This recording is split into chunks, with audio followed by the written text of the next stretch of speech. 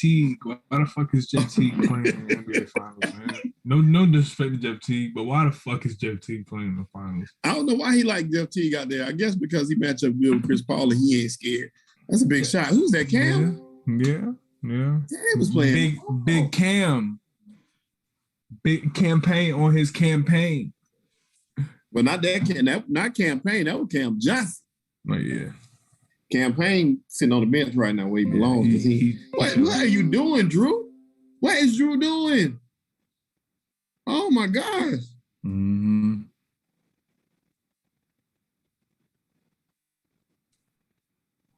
Talking about Ken doing a whole nother live show.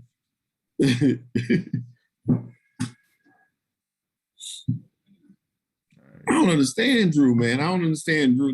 Somebody need to snatch Drew up. Be like, look, bro.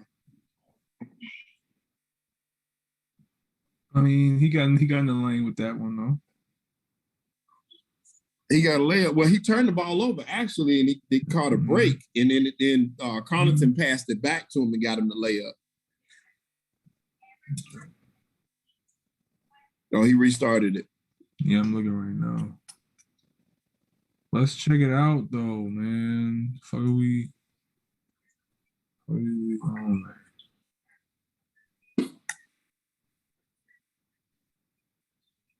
Let's see if we live now.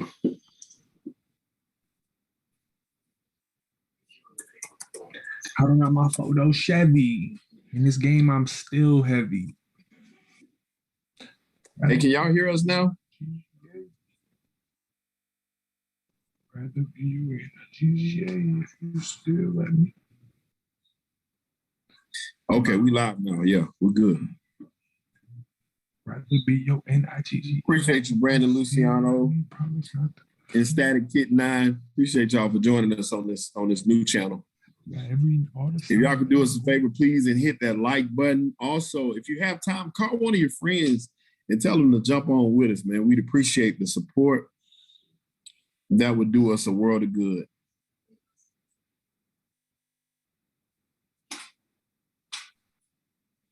What's up? I got Soul 87.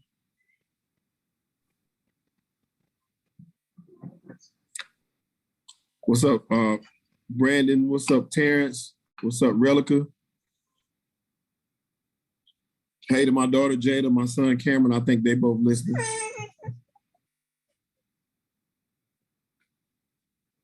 Yeah, Brandon, Ken wears a lot of hats. He wears a lot of hats. Shout out to Ken. I don't know how he does it. Crazy story about Ken. When I was at the studio early on when I first met Ken, and Ken listens to podcasts. It's sped up. And I was like, why is he listening to it like that? How you doing, Tracy G? I was like, why is Ken listening to it like that? And he was listening to it at a higher speed so he can listen to more shows. Ken listens to 1 million podcasts a week. So not only does he do 1 million different ones, he listens to a whole nother set just to be on his game. So that's crazy, man. To say that Ken is a hard worker, it doesn't do it justice. I thought I worked hard before I met Ken, but Ken pushes you to another level. Mm-hmm. Absolutely.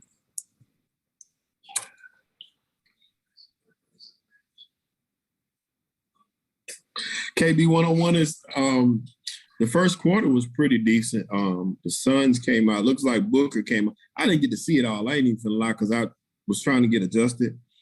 Looks like Booker came out hot. He hit his first, I think he was 3 for 4. He had 8 points, but he's since gone 0 for 2, and he's been pretty quiet.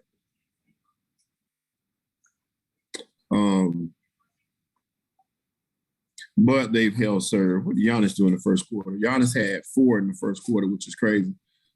He missed 2 threes and he missed 2 free throws, but he only had 4 in the first quarter. So the fact that they're only down 3 is a blessing for them. Middleton had 7. And Drew Holiday is 1 for 6 for 2, and he's playing terrible basketball. In order for them to win, Drew is really going to have to start playing. And I don't know what be going on with Drew, bro. He just don't never seem like he have no energy to me. Don't seem like he got no fight.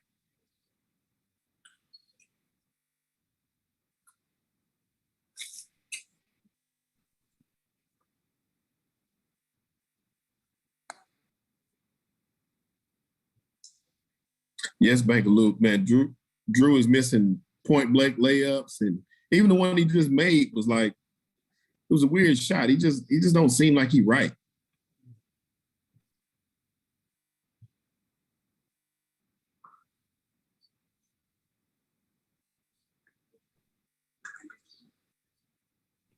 With Torrey Craig back in the lineup, I got the Suns gonna win this game. Shout out Torrey Craig from the crib, Great Falls, South Carolina. I don't know if you heard this, Q, but Torrey Craig is the only player that's gonna get a ring no matter who wins. He really got traded by Milwaukee? Yeah, he got traded in I don't know when he went to Phoenix. I think it was the middle of the season, but he was with Milwaukee all year. I know they like to have him back right now, though. Young is balling for real, though.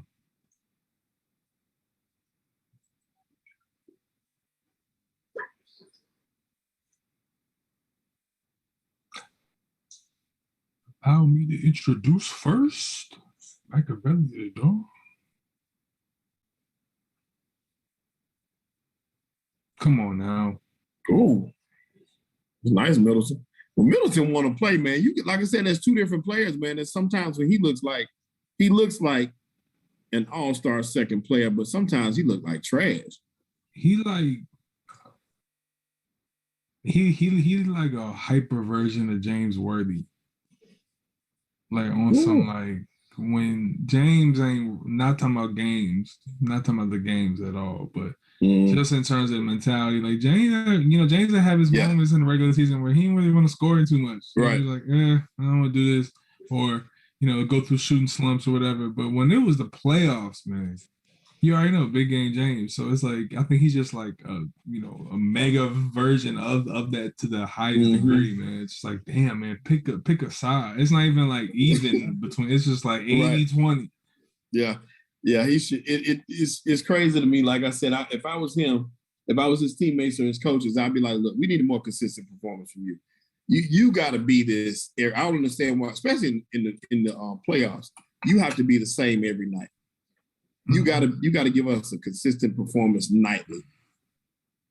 They're gonna let Giannis get off now. The Jay Crowder experience.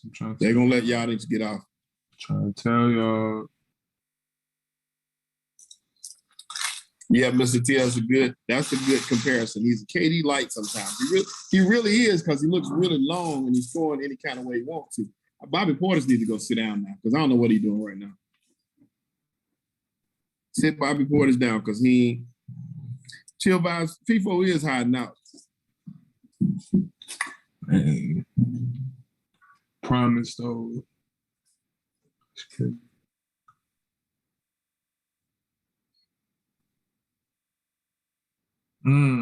Same thing with Drew. That's the Drew I would expect to see. I mean, yeah. That right there, what he just did, like he signed Booker just now. Mm-hmm. There was that NBA 2K defense Booker was putting on him. Ooh. I mean, did Drew travel though? Did he travel on that move though? I don't know. I didn't see his feet. I need to look back. It looked like he kind of boom. Looks like he kind of Scooby-Doo for a second. Look right there. Well, you know what? We didn't even do no intro. Shit, you know what time it is. It's game 4, Dead End Sports. We here live reaction. I was about to say in my Ken voice. This is the place where sports opinions collide. Dead End Sports. I am your host today, Shelton J. I'm in with my man Q. Yo, we here. The 6'4" assassin. You know what I'm saying? A little bit more than that, but it's all right. I'm gonna let that ride. 6'6". How tall you is, Q? We ain't got to speak on that right now. Just know a little more than that. Yeah. I mean, we could. He said, "Boy, how old is you?" You know how boys don't. Q, Arthur to cope. Yeah, for real though. Let me find out you one of the Antetokounmpo brothers or whatever you got. Undercover Greek or something. Yeah. For real. Oh, they did sit Bobby Portis down too. We got Ken and Nick will be joining us shortly. Beasley was supposed to be on tonight. I don't know where Beasley is, and I don't know where FIFO is. FIFO has been MIA. I know he went on vacation. CB in the D. That's where you can CB at. Yeah. All bars. We thank you all for joining us, man. Appreciate the love that y'all show us week after week, and just ask that you continue with the support. If you get a chance, invite a friend to come on with you, man. We'd appreciate the support. We need as many views as we can get so we can grow the channel and give you more content. Absolutely. So, man, FIFO been Carmen Sandiego since Trae Young went down. He said, for real. Hey, for real. FIFO said, I have not talked to FIFO. Come on, and I normally talk to FIFO. I ain't called him, but I ain't heard from him either. So I got to see what's going on with FIFO. Oh, shit. FIFO in Cuba. I don't know. That's what it is. Yeah.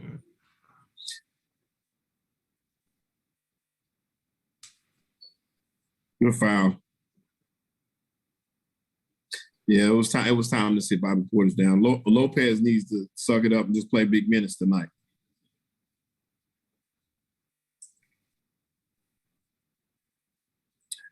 Yeah, Relic, I think Q would probably do a better job on Giannis than some of these other backups would.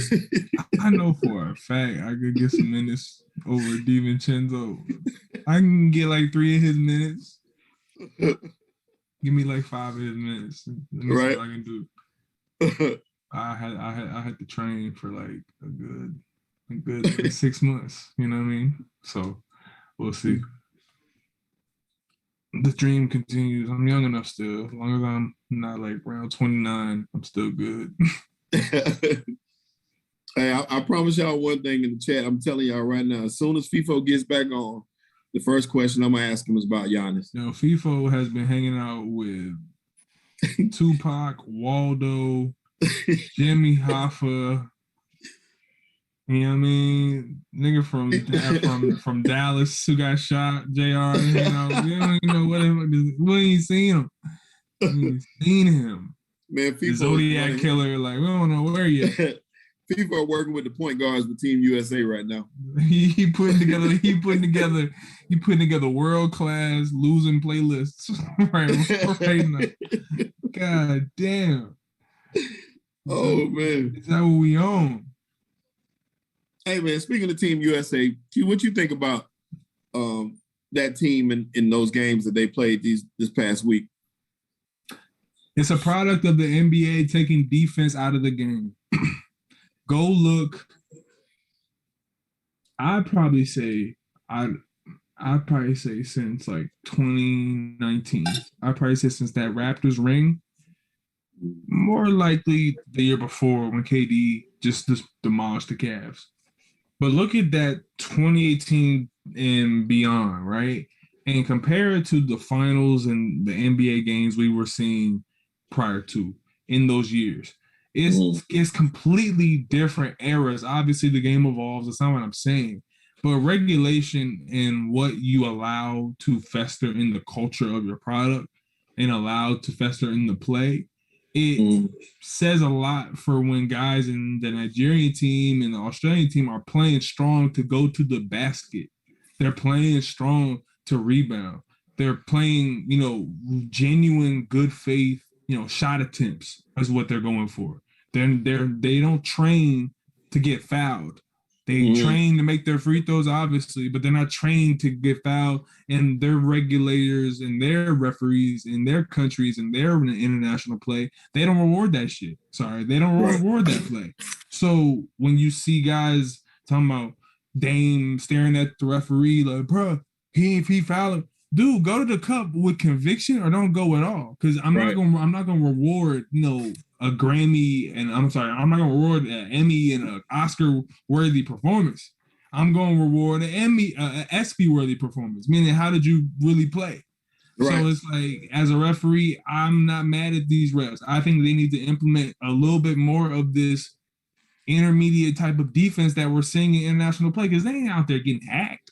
They just out there getting more bumps, man. The guys are actually being able to put their hand and guide with them. Like, bro, it's actual defense. Go look at the 2015 playoffs and 2015 finals. They're playing like it's that out there, which I believe is how the game should be. Correct. And I agree 100%. I think that this team, one thing that hurts this team, and I said it when it started, is the fact that a lot of these guys don't have experience with international play, and they don't have a lot of experience playing together. I was talking to my brother earlier. He was talking about Tatum. The only thing that's stopping Tatum is KD. Yeah. And so, you got a lot of mismatched parts that you're trying to put together. And it's just not, it's not working. It's not working, and it's going to be tough for it to work. Patty Mills and those guys in the NBA, they wouldn't be starting over these guys.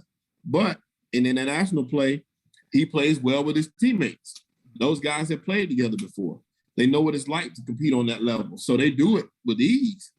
And it's just been, you're going to see a different brand of basketball. And KD is one of the greatest players, offensive players in the game.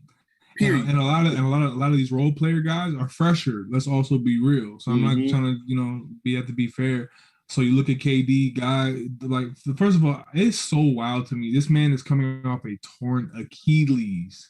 Yeah, he ain't got no business out there. Like, bro, it's kind of wild to me that he played that many minutes in the Eastern Conference Finals, and he went that far and went the distance 1-on-5 versus a really physical defensive basketball team.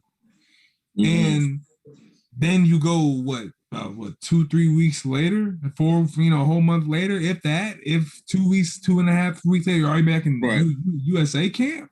Right. That's nutty to me. So I'm looking at the whole situation versus the other guys like Patty Mills, like even guys who did play in the playoffs who got bounced, Luka.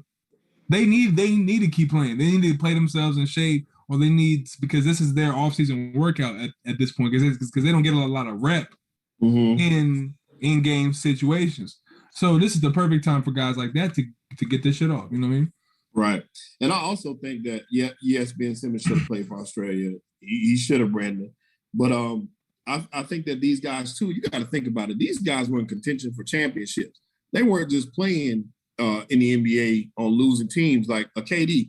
What is his motivation right now? You know what I'm saying? He watching the finals go on like, I should be playing basketball in the NBA still right now. I ain't got no business out here.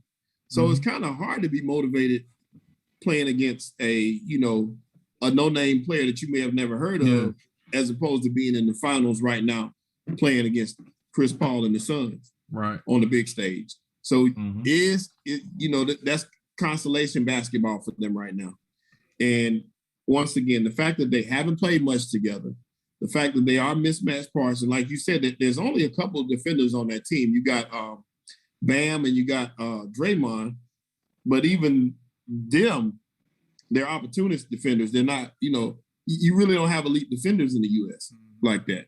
Like you said, it's an offensive game first. Like, who are they allowed to be? Who is allowed to be that too? You know what I mean? Right.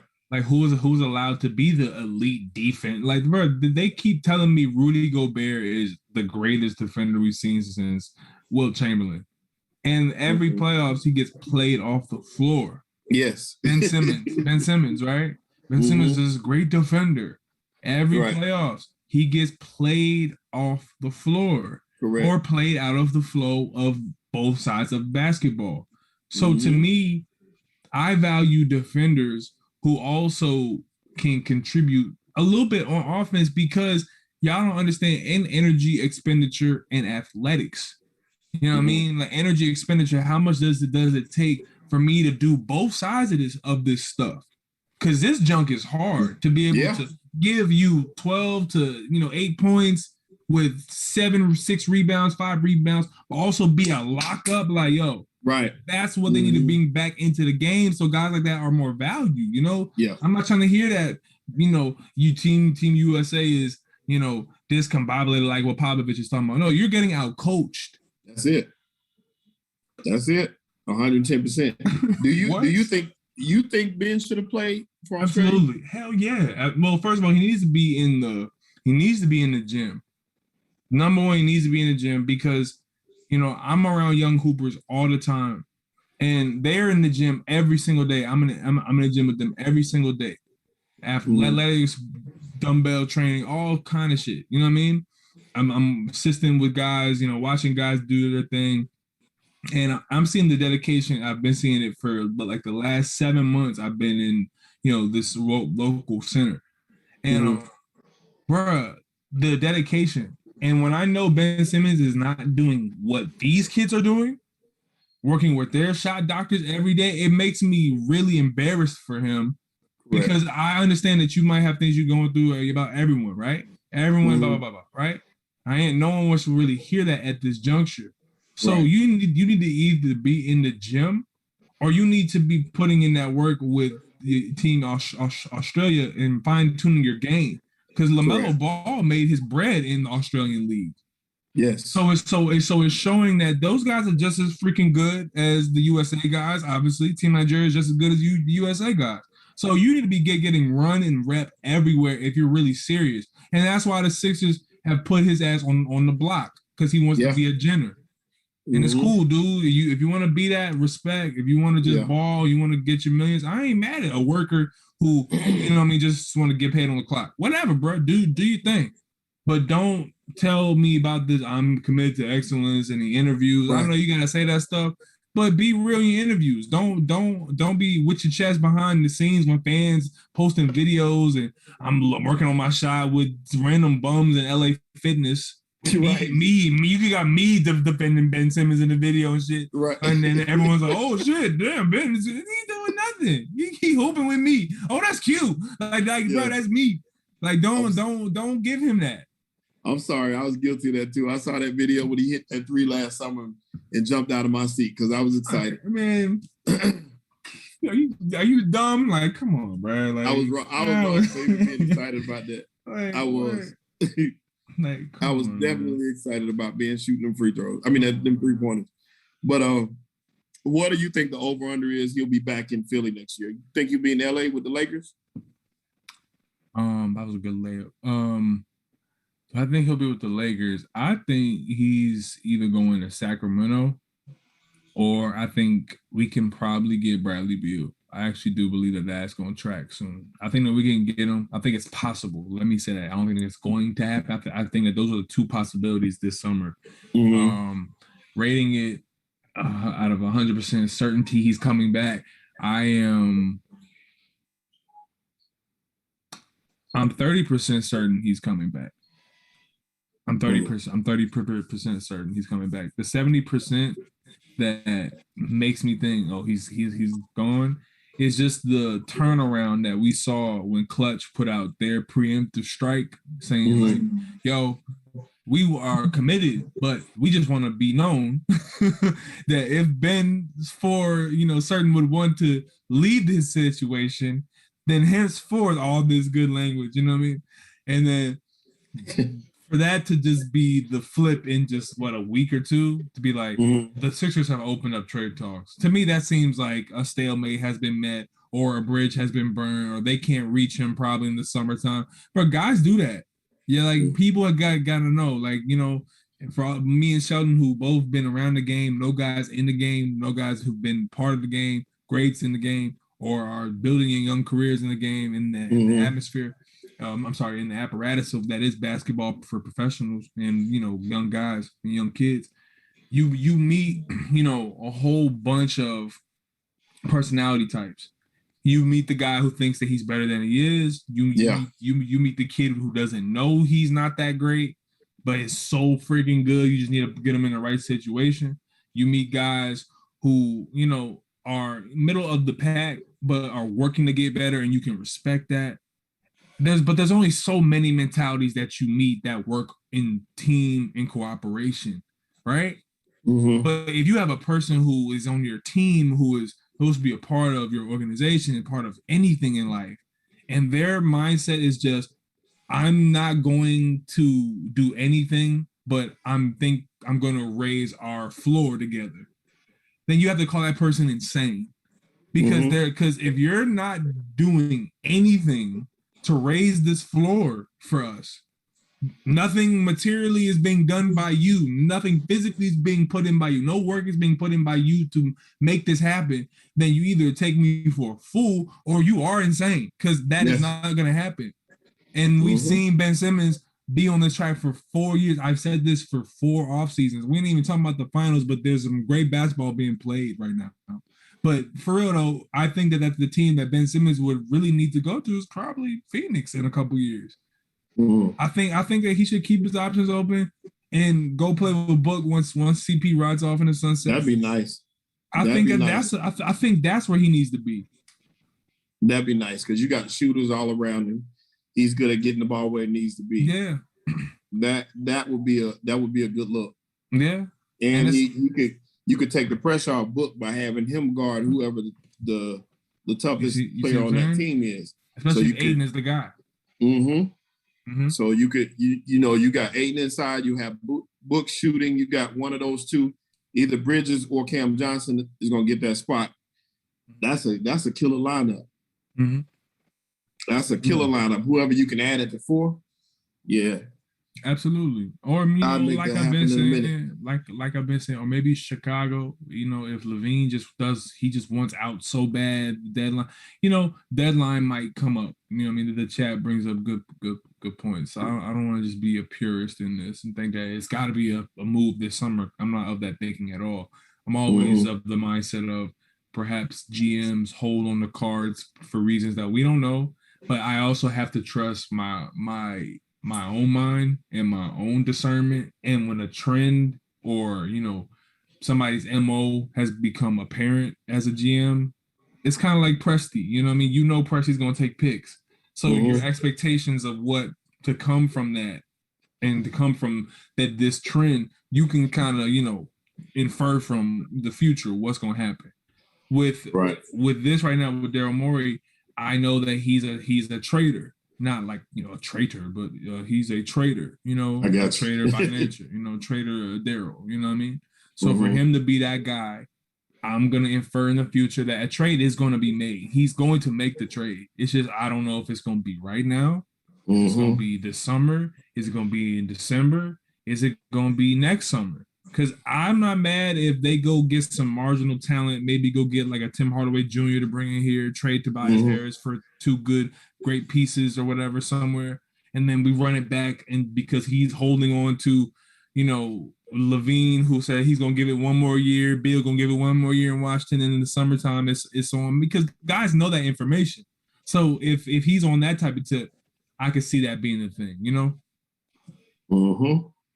I think that a team like where Presti is would be nice because you get some picks back, and that way being could be the leader of a team. You just got to surround him with some shooters and people who are not afraid to put the ball in the hole. You need 4 players on the court with him, at least 3 players on the court that are above average scorers. Booker's having a nice game tonight. Booker really does have a nice game, but we were talking about it earlier when we were on Solid. Booker is not a superstar. And I listened to a lot of people, including a lot of people in the chat, say he was, but he's not there. That's not what he is yet. And he's a great scorer. He has many ways he can put the ball in the basket. And that's what he does well. And he does what he does well. There's nothing wrong with that. But at the same time, he's just an integral piece to a tough team with great coaching and great leadership in Chris Paul. So Booker is a integral piece, and he's, like I said, he's a dominant scorer, but he's not a superstar yet. I think that, like I was just telling Sheldon on that point, I ain't gonna reiterate the whole thing, but we just need to have more of a respect and I think just clear bullet points for what is a superstar, and you got to meet at least a couple of these. At least, you know what I mean? Because there's just certain tiers to this. There's levels to this stuff. And I think that for people to just be so loose with, Donovan Mitchell had 50 points, superstar. it's like, bro, how many guys have we seen drop 50 points in the playoffs? Not many, right?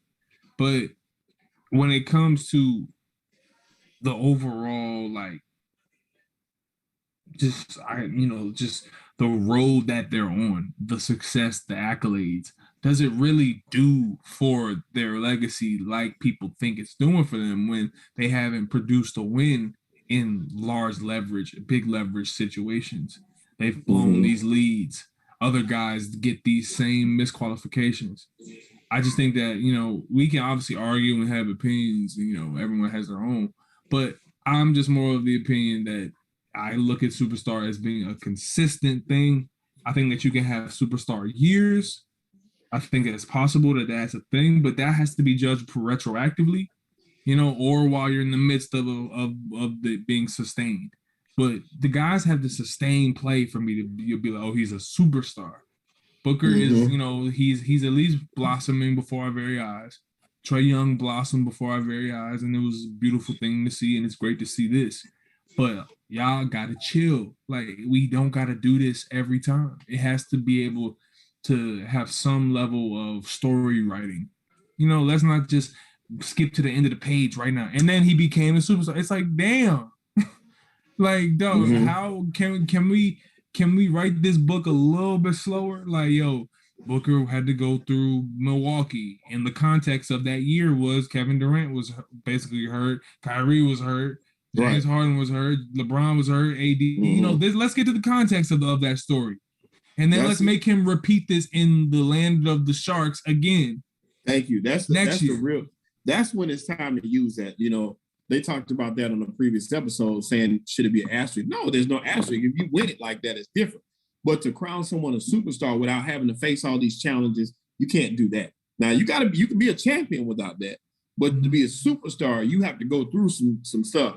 To me, just like any other, just like boxing, you can't be an elite, known as one of the greatest boxers of all time if you don't have those benchmark competitors. If you don't have that, that's what made Ali so great. The fact that he had a Frazier, he had all these people he was going against that were top-notch, top-tier talent. He was going against the greatest in boxing. The same thing in basketball. If you skip those guys, which you can't help what you play. You just got to play the game. And they're doing a great job playing the game, but you can't skip over the fact that you skipped some of the elite talent to get where you are. And that's just all there is to it. There was, it's like this. It's like, and we're gonna get to these super chats in a second. Yes. And to me, bro, it's not about twice. It's not about do it twice. It's just like, fam, in science, you can't define phenomena until it's replicable. You feel me? Correct. So it's like, let's be scientific in how we're looking at athletics. If the field and the variables in the field are, you have outliers, KD, Kyrie, James, not complete. LeBron, AD, not complete. To the degree in which we are talking about the injuries, this variable has to be spoken about. If it's just, one little variable that's gone, like, if it was just Giannis who was out in the playoffs and then Booker did this and he went up against a full strength East or, a partially full strength. My point is there's too many variables in this season for me to look at guys who are blossoming to be like, this is cemented. He's this. Yes. It's like that seems a little too premature. We need to see Trae Young be able to knock out, not knock out a number one seed again next season. But fam, do you go to a tough 7 games when your guys are down? You know what I mean? Or do you get to the second round again and get to a tough 6 or a tough 5? You know what I mean? And then it's clear that it's not you who's the issue. You just need a little bit more help. They need to get you a second option. Those are things we look for. Okay, when CP doesn't have a top 3 vote MVP season and Booker is giving the ball more, what's your progression like? And the reason why Sheldon is a little he's a little apprehensive to say that Booker's a superstar is because Booker also needs to continue to expand his range more. I think he's only shooting 39% from three. Somebody please check me and tell me I'm wrong. I love when people tell me I'm wrong. Right. But I'm pretty sure he needs to raise that to be into that, conversation. There's ways to get better. Yeah, and that's why I was telling Manny last week. I think Manny just said it in the chat too, in our own chat. That's why you can't compare him to Ray Allen, because Ray Allen was busting threes. He was above the rim and shooting threes. He had a nice mid-range game, but his was mostly inside, outside. Booker is that mid-range killer. Now he'll kill him. Don't get me wrong. The dude can play some basketball. I ain't saying nothing wrong with what Booker doing. I see him on the right trajectory to get where he needs to be. Hopefully he's learning a lot from Chris Paul to be that leader, but he just ain't quite there yet. Let me get these super chats in real quick. Yeah, please. First one came from Tracy G. Tracy G, we appreciate the love. Tracy G from Chicago. As always, we appreciate the love. And Tracy said, I blame Embiid for the Sixers because he has not been in shape since ever to play in the NBA. And it shows when he falls and lay there for 2 minutes.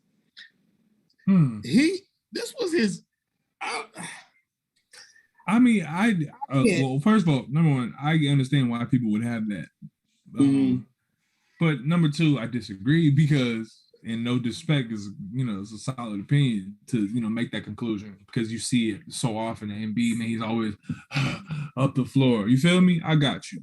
But also on just a different note, he had an MCL injury. He had a torn MCL. So he was not able to condition himself to keep himself in what he was prior, right? The MVP shape. He was already in MVP shape before his injury. And what that does is that knocked him out of his training and conditioning cycle the same way it did for LeBron, the same way it did for AD, the same way it did for Paul George when he came back, same way it did for James Harden. So I get it, but because it's Embiid, it looked like, it's just another season where he can't. Nah, man, his knee about to fall off. Like he carrying the team, right. 6 straight games with no other guy who can create their own shot. Correct. And I can't put this on him personally. Yeah, I get it. This was a solid year for Embiid. Like you said, great damn season. Yeah, he played, and if not for that one injury, he would have been the MVP of the league. He honestly was in the game. If you take just the games he played, he was the best player in the league. So I can't really say I blame him. He was in the best shape of his life, I think, this year.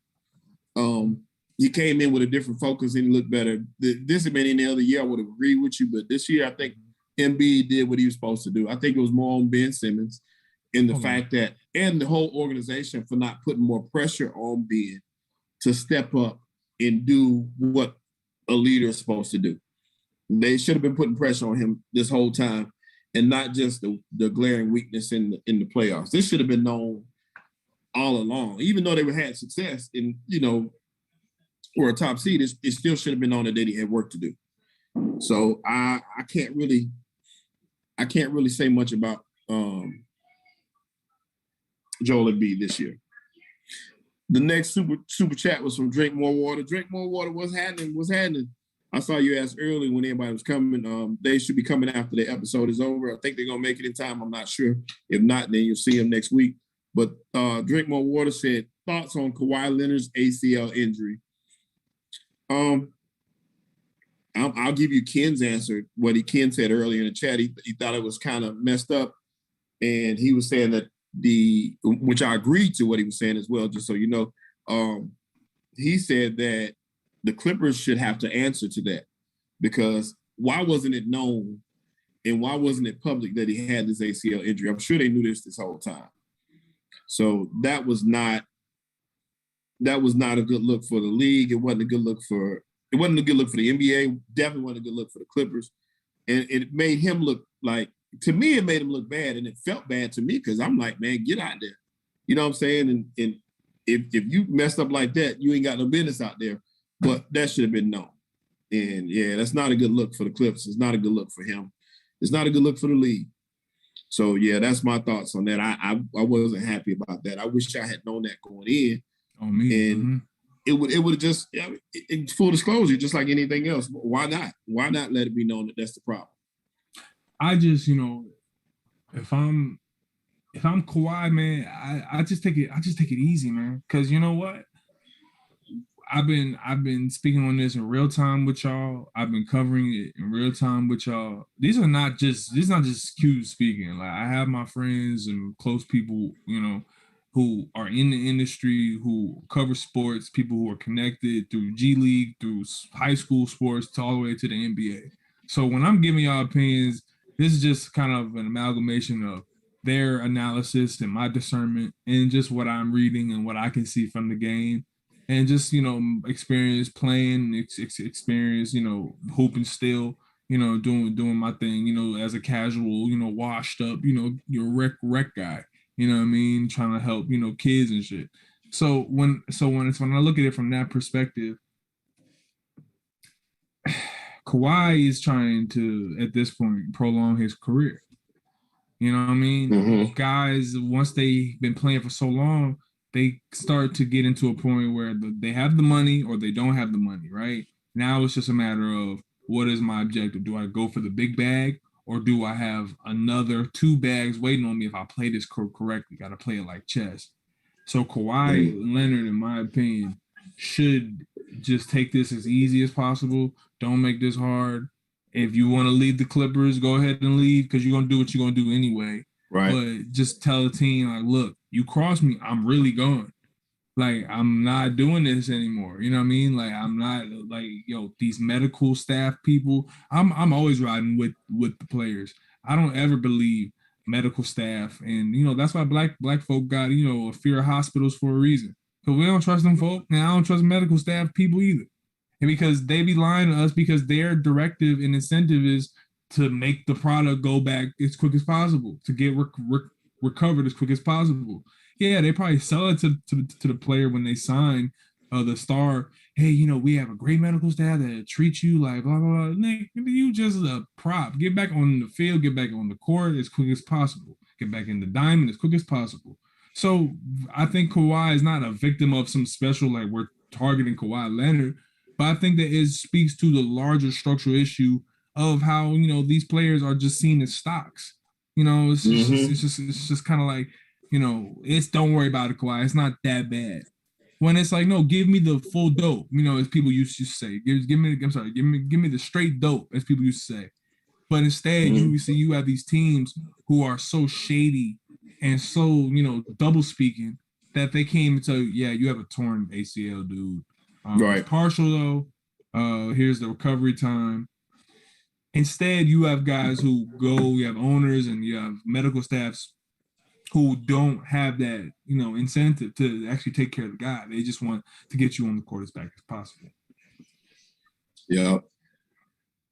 And I'm not too happy with Kawhi either, though. And the reason why is not for the injury, it's the fact that he didn't spend that time with his teammates. I think that you should be there. And maybe that's a health protocol. They didn't want him sitting on the bench for fear of injury. That's the only thing I can think of. If that's the case, I'm okay with it. But I think that his presence would have helped that team as far as you giving instructions. You're the closest one to the court.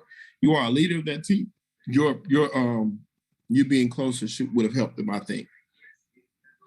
I think like when Chris Paul was out, even though it was COVID protocol, if not for that, he would have been right there with those guys if he was in that position. Connor Pearson Ward with the super chat. Connor, we appreciate you always, man. Much love because you always with us, man. I appreciate all of you that are. And we also appreciate the super chat love. Y'all don't know how far that goes to help us grow this channel. It helps us keep our building open. It helps us keep the station open. It helps us keep everything we're doing going. And we appreciate the love, man. We really do. And appreciate y'all for joining us every week. Connor said, what are your thoughts on all the Stephen A. Smith stuff this week? Let me get on Stephen A. Smith. But you go first because let me get on it. You go first, and then I'll go after you. Mine is quite simple. I think what's funny is I think that what he was saying, what he was trying to say, wouldn't have been so bad if he had said it a little better. But regardless, it was bad.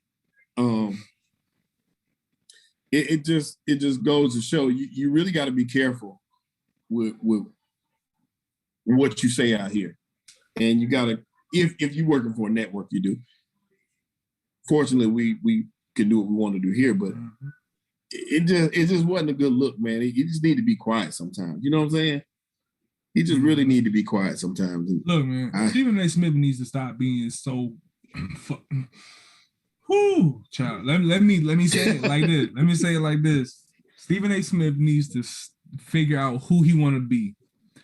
Cause don't be the dude wearing the School Days Malcolm X jacket when you want to apologize to niggas.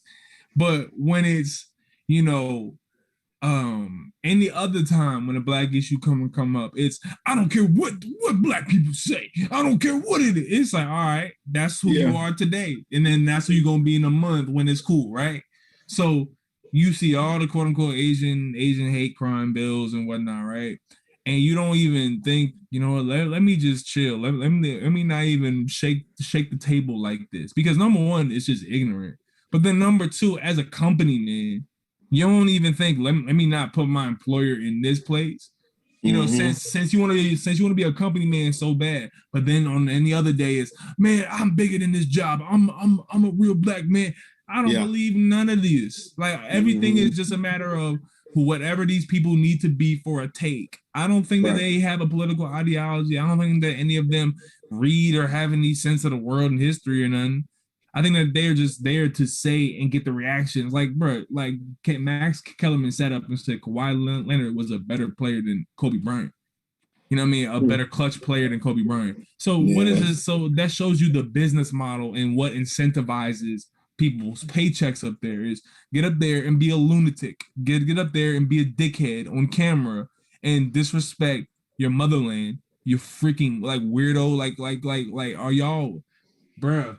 And then when I talk about the Japanese, like fam, talk like let me get up. Like I can't, man. Like Stephen A. Smith is a part of this incoherent punditry that is just there to produce mind-numbing takes for casual viewing pleasure on games that people are not even really watching.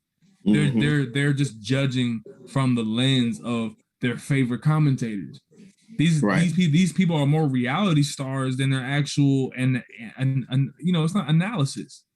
Nothing about this is analysis. Molly Karam is there to do? Just sit there and be there.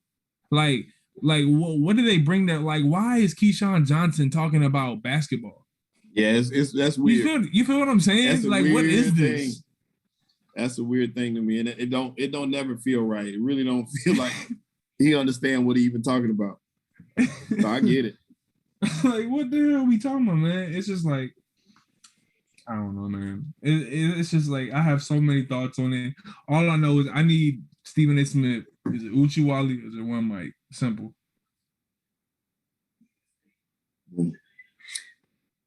What did you think about the Richard Sherman stuff? Did you see that? The domestic, yeah. I'm gonna say, I hope that everything gets resolved in that case before I speak on it further, because I don't know what the word thing. I know that the law be lying, so I don't want to ever, you know, put myself in a situation where it's like, damn. But once everything comes clear, I will definitely be able to comment on that further. I think that's just very unfortunate though, and it's very untimely that he's unable to find a job. And I think that this comes on the heels of that. It's very unfortunate. So I'm gonna say best prayers to everyone involved. Yep, I agree. Did you see the Barkevious Mingo stuff? Man,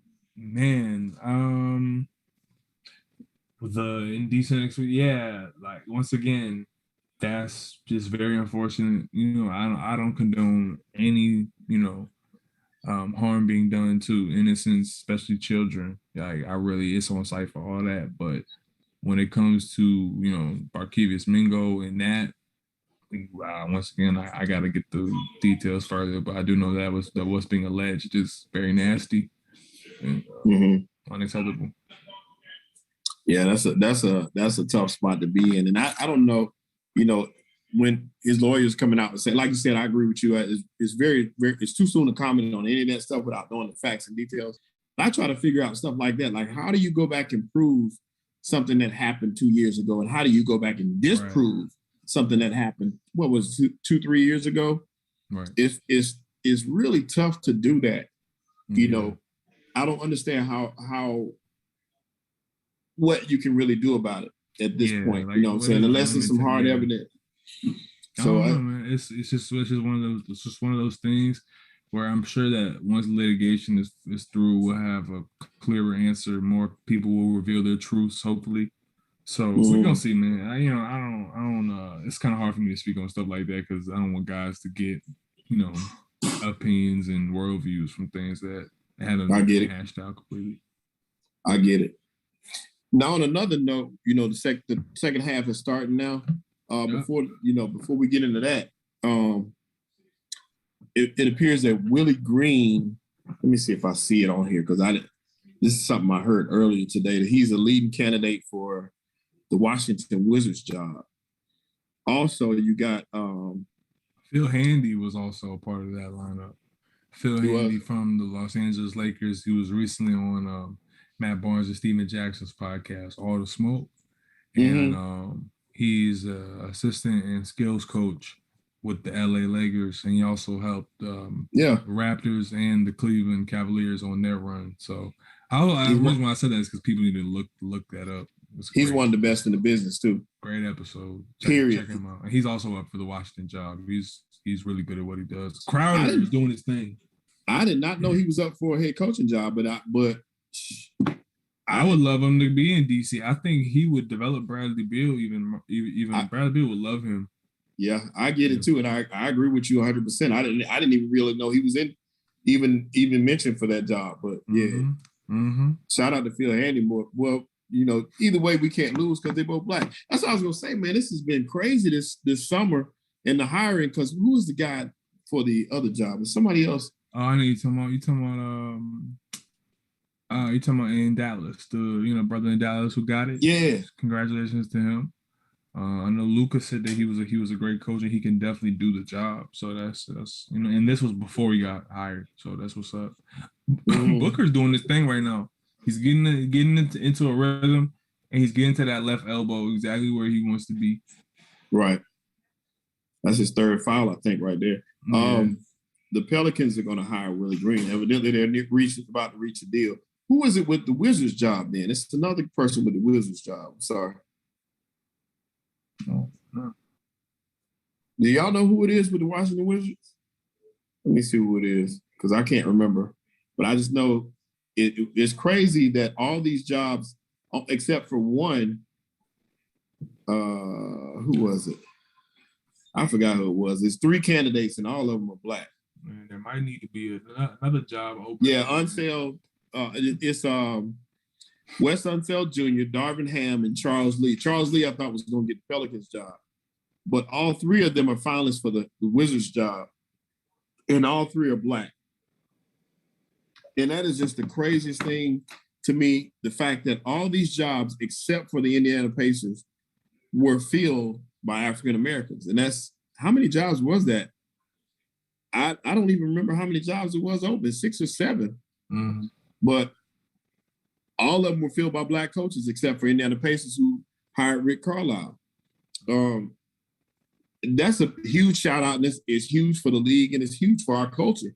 Now, if we can only get the NFL to follow suit and have a true representation of what you see on the court, then we'll be okay. And I'm not saying, that there aren't some deserving candidates that are not African American, but once again, if on the court, 8 of the 10 players all the time are going to be black, then we need to have the same thing in the coaching ranks. I think. Why not? Yes. Why not? And in fact, like I said, we got all these good assistants. Because that's a minority position. Like, people want to act like, oh, if the whole league is black and it's like, well, first of all, y'all don't have a product without the Negroes, without the Africans. So what are y'all talking about? You know what I mean? So, yeah, we want not representation. We want some stronghold of power and unity in the league for, black folk. We want, if we gonna have the majority of the league because y'all need us to be the product to sell it, then all right, we also want the people leading us, when we also want the people trying to relate to us to be people who can relate to us. A lot of these kids want relatable leadership. And what is more relatable than to have somebody from your own people? There's nothing wrong with that. There's nothing wrong with that in characteristics when, you know, certain Asian people want their families to run their businesses, or if they want this and that. But the minute Negroes say, you know what, let's just get something for us real quick. Let's have a little bit of a, not privilege, let's have a little bit of this pie. Because I promise you, we ain't talking about the real brass tacks. We ain't talking about the executives. Let's make 8 out of 10 executives black. Because then y'all will be like, oh, no. Right? So let's just keep it on coaching, since let's keep it cute. And let's make the coaches also, you know, relational, you know what I mean, relative to what we're seeing on the court. And it's not because we made it this way. It's because y'all don't got shit without us. Nobody want to see a bunch of Brooke Lopez's on the fucking court. Great. don't I want to see a bunch of Joe Ingles? You want to see Brooklyn, you know what I mean? You want to see LA, and that's us. That's us. Always. Correct. And that's what it is. Even Boston now is black. Stop it. Like, come on, yo. Y'all so see, so it comes, and like I said, you know, and somebody in the chat said that the NFL is a good old boy league, and that is true.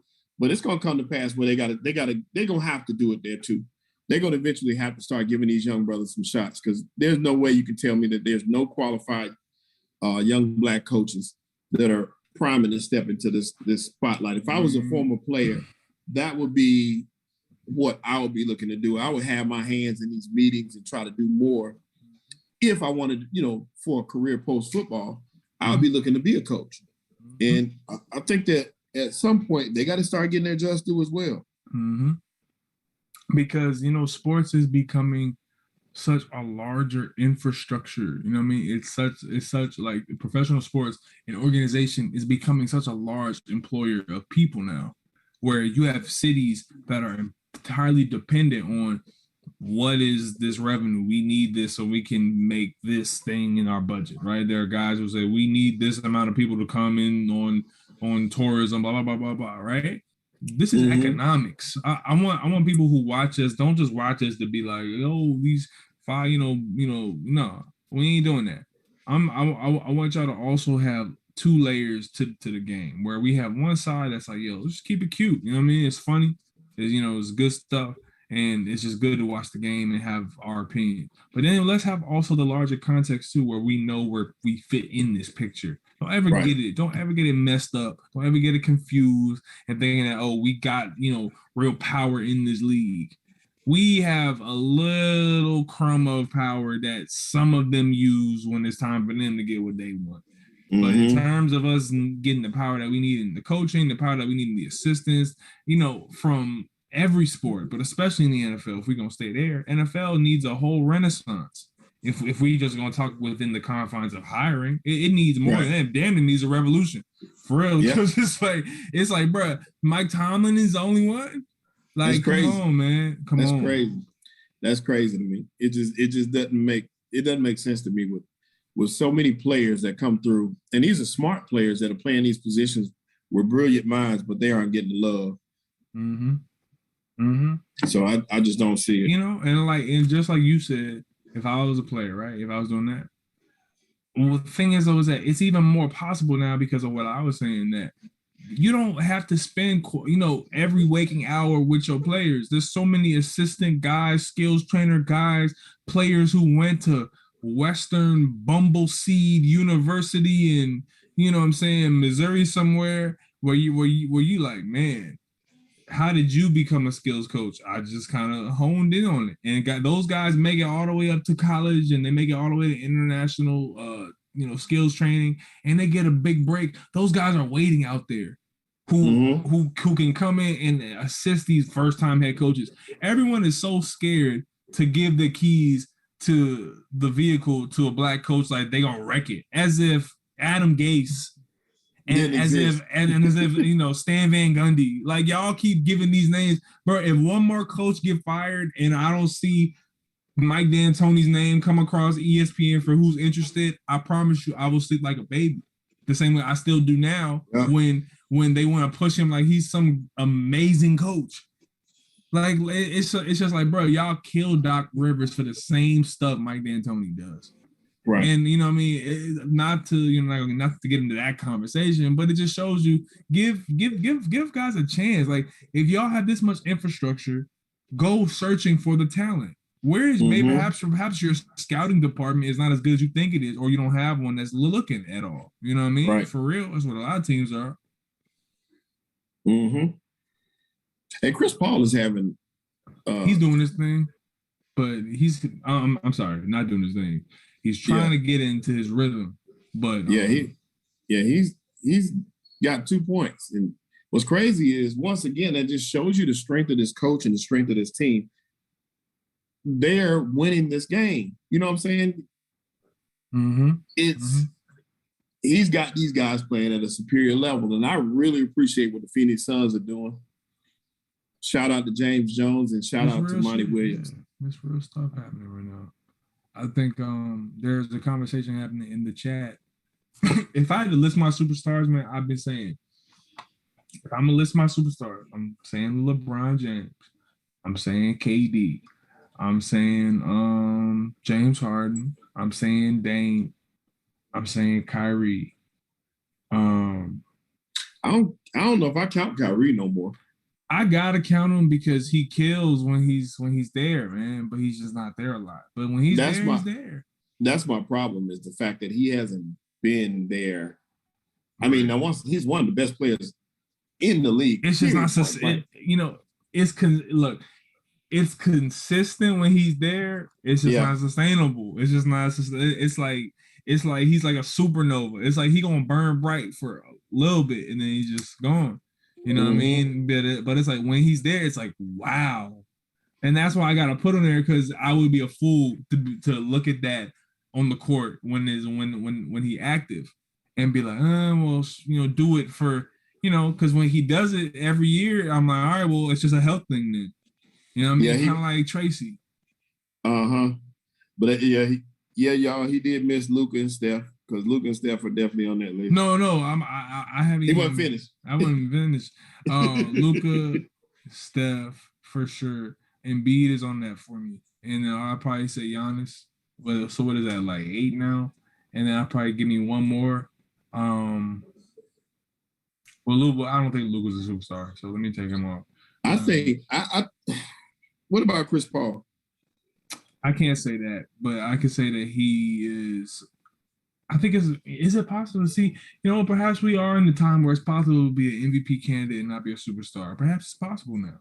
Maybe that's just a thought that we haven't had a conversation on yet. Is it possible to be an MVP candidate and not be a superstar, but just be a star that is the most valuable piece to the entire team that has other good players on it? It's possible, man. Like the nature of the game is changing. So we can't hold on to the same standard of, well, he's doing it and he has too many guys on his team. Well, we're in the era now where all the competing teams, all the teams that win, which is most what MVPs are, have 2 or 3 guys on the team if they came there or if they were drafted. Right. So it's like, what does it mean to have he got too much help now? Obviously, outside of something that we never seen before, really in Brooklyn in terms of talent, but that didn't even sustain itself. That didn't even come through for an entire season. So we still haven't ever seen that, but the nature of the game is changing. So can Chris Paul be a superstar? It's not an absurd question, but it's just something that I think is reflecting where we are in basketball now.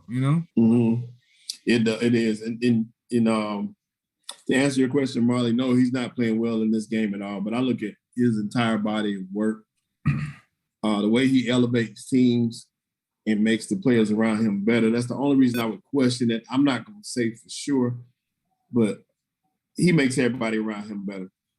And he deserves a lot of credit just for that. But I can't say one way or the other with that one. Jimmy got one more year. Jimmy got one more year for all the people who swear they roasted me with that. Like I don't see. Let me tell you something. The funny thing about embarrassment is that when you live your truth and your opinions, you can't be embarrassed by nothing. So yeah, I think Jimmy Butler is a superstar, and I still do. I believe that they had a fluke season in Miami where Tyler Hero didn't show up. I think Duncan Robinson had a slow start. Bam had a very weird season. I think Spo's rotations were handicapped. I'm sorry, that they were kind of gridlocked by the fact that they had so many COVID cases in the very beginning, had to get track late. It's not excuses, just facts that leads into the result and what we saw and in the context of what ended up in the ending, right? So that's where I'm at with Jimmy. You show it to me one more time. If he's this bad next year, if he doesn't do it, all right, he's no longer a superstar. But I think he, for those 5 years, I think he was a superstar. I just think he's a really good player. I don't think he's a superstar. I don't see him that way. I never have really seen him as being that way. Joel Embiid is a guy we didn't mention, and Joel Embiid. I mentioned Joel. You did? I think I didn't hear you say him. Yeah, well, Joel Embiid to me definitely is.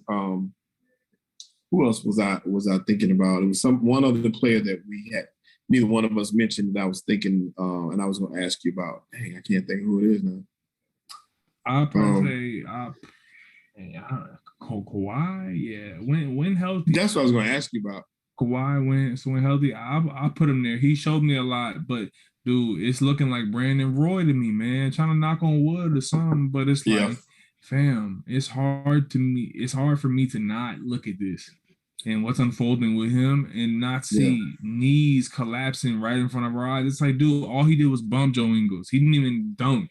Right. And that shows me that's wear and tear more than it's, I was a freak injury. I just took a weird, nah, bro, you didn't have a move. You just dribbled into a guy.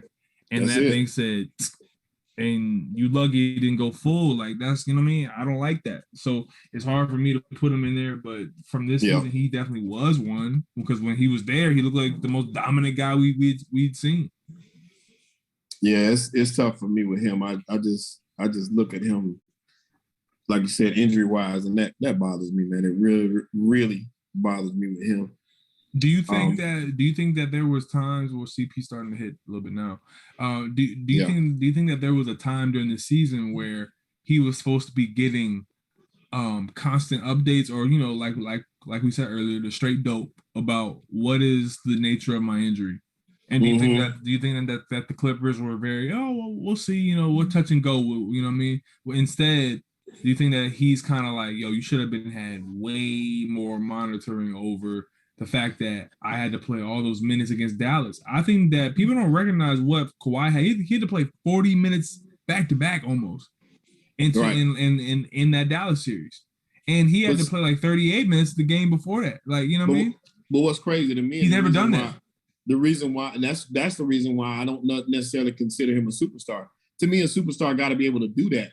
Yeah. And the fact that he's injured so much that he can't be expected to give you that to me limits him as far as being a superstar. To me, a superstar can give you that. If I need you to play to win this series, LeBron may play KD played whole games sometimes just to win series. And to me, that's the mark of a champion. Like, I'm not coming out. If I come out, we lose it. And it's condition and it's wear and tear, like you said, it's not his fault.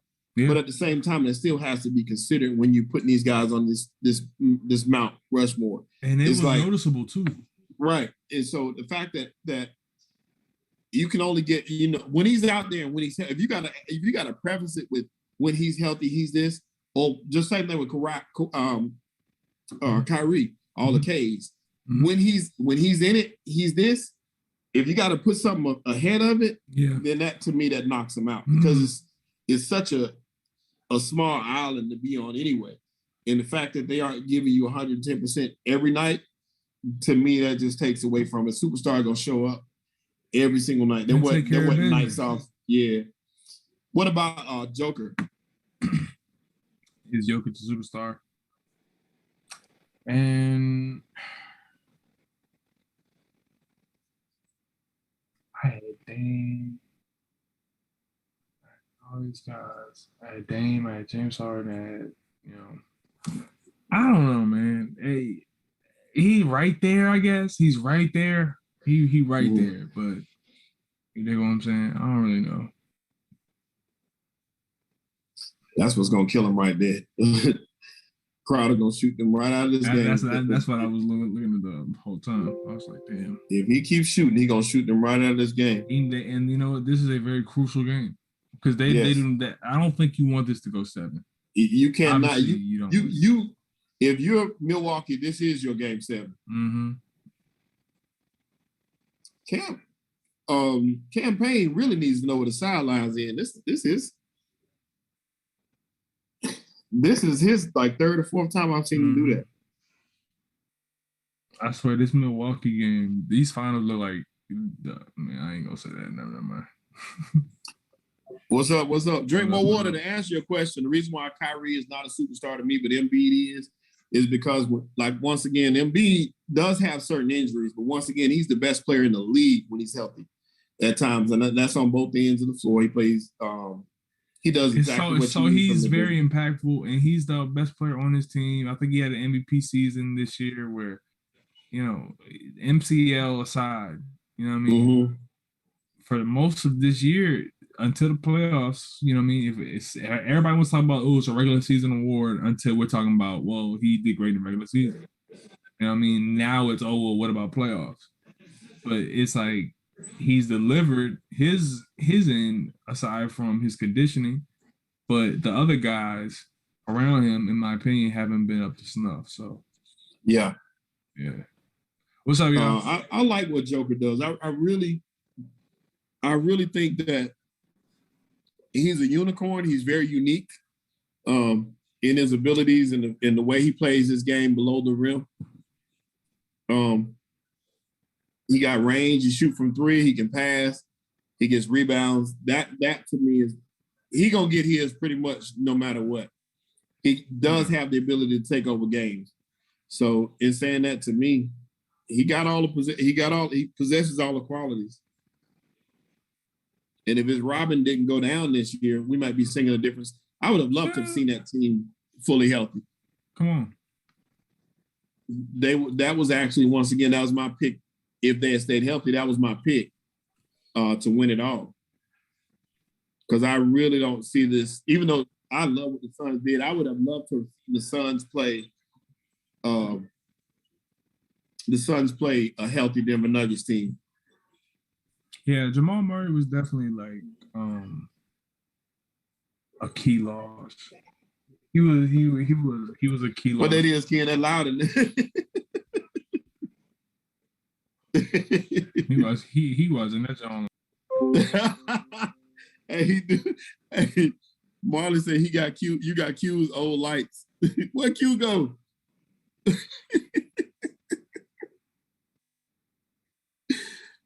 Hey, y'all know how Q make them. Hey, I don't know when Q ever leave. Q just disappear.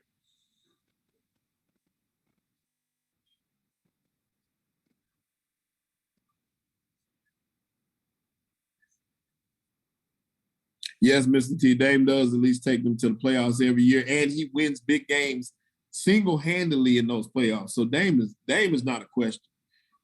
Joker, like I said, to me, I drink more water. He definitely is to me too as well. And no, Mr. T, Kyrie's not taking those teams to the playoffs. He's not.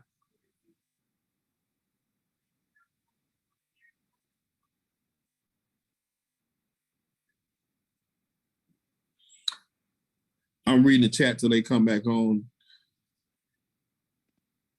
Oh yeah, Big Blue LeBron has drug a couple teams far.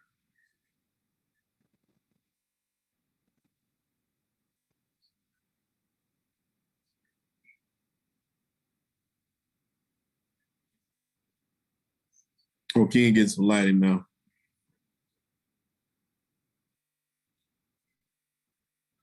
Yeah, Q get missing all the time.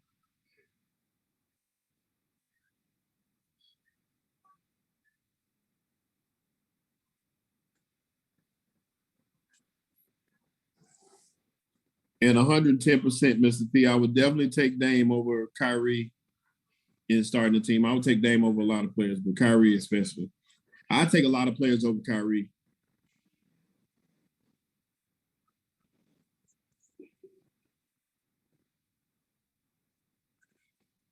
Those did not play personal reasons don't sit well with me. They did leave me solo, didn't they?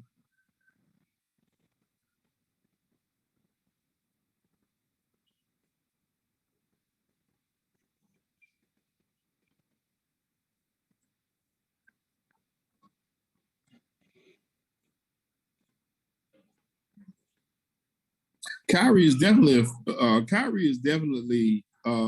efficient.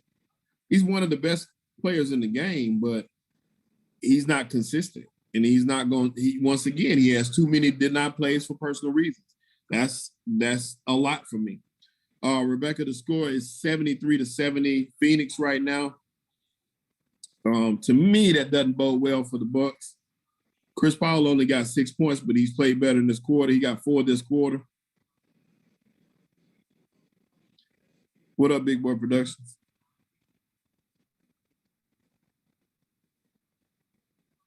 CD Styles, man, the music thing for me, I ain't done nothing in about a month or two. I've been lazy. Like, really, I'm just being honest. I've been lazy.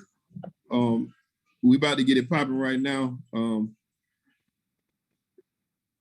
because my brother's getting on me, but I've been 110% lazy. So CD Styles is coming.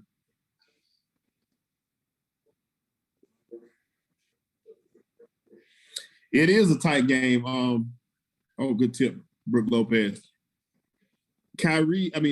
Booker rebounded. I think Booker got 30 in this game so far in 3 quarters. Yeah, it has. I think the biggest lead has been 5 by Phoenix. Phoenix has led pretty much the whole way. Chris Paul only had 2 points in the first half. He got 6 so far now. But Booker has been the story. Booker on fire. Booker just hit another 3.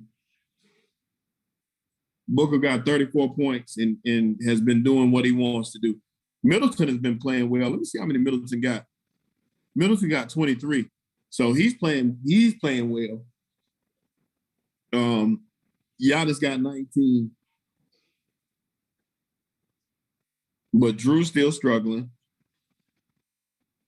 And you get nothing from PJ Tucker.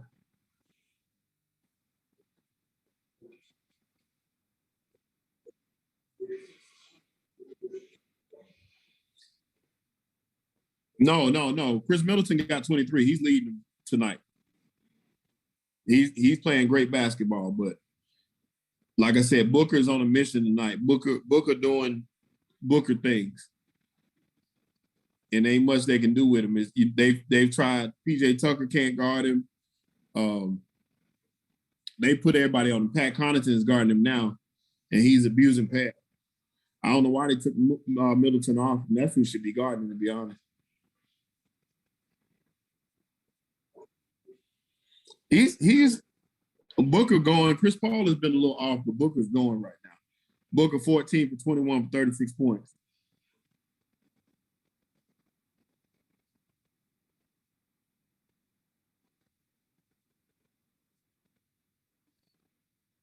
Man, and what's crazy about that is Booker is 0 for 2 from 3-point range. Booker is not even, he's a mid-range killer, and I love that about him, the fact that he's not looking to take a bunch of threes.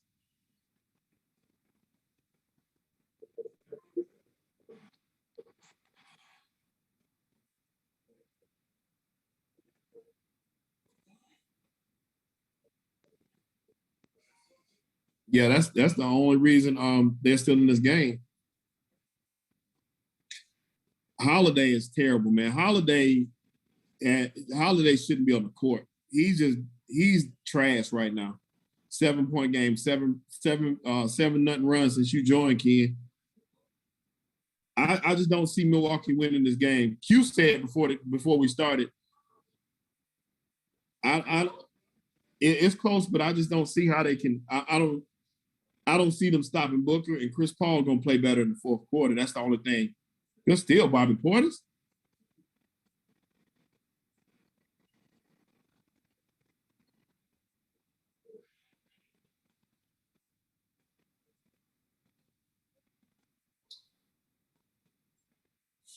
Oh, I am.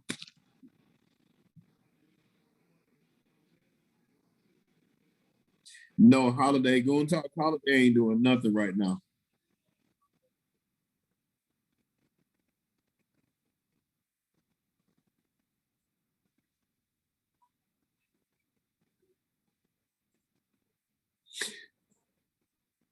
M-Tron Z, I'm talking about on the offensive end, all these missed shots and turnovers from him has not been good.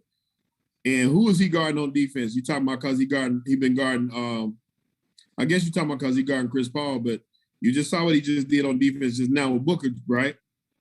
So now I can't say Holiday's doing anything impressive for me.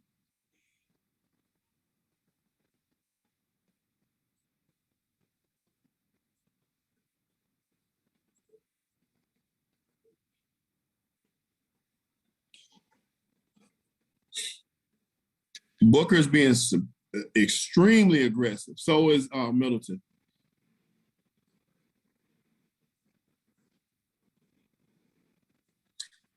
Hey, you saying he out there for defense, but I ain't seen too much defense from him. I mean, like I said, Chris Paul has not had a game like that. Chris Paul is what? 3 for 8, but he's it wasn't all him guarding him. He ain't really done nothing.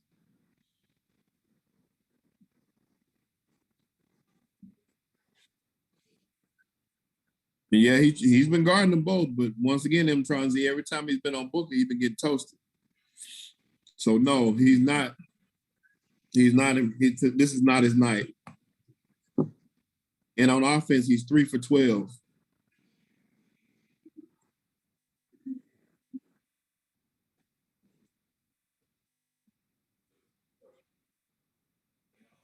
Mm.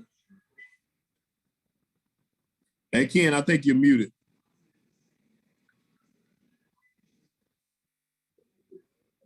Can y'all hear Ken?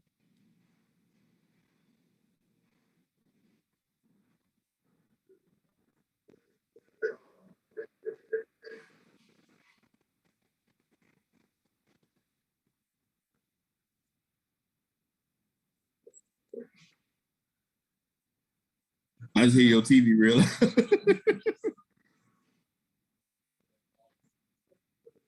Hey, can y'all hear? Can y'all hear Ken?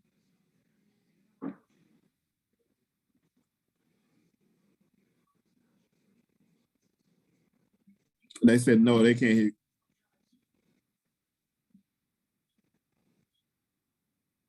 Hey, Corey Lyons, I agree. He probably, Calipari probably like, I hate them Harrison moves.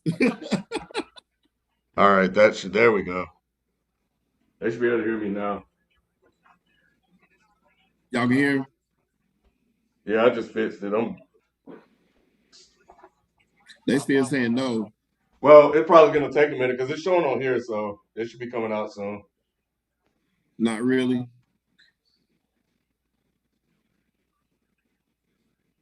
All right. No, they can't hear you. They still saying they can't hear you at all. Okay. Wait a minute, hold on. Say something else. Okay. I got it. Hold on. Oh, yeah, you in there now. You on now.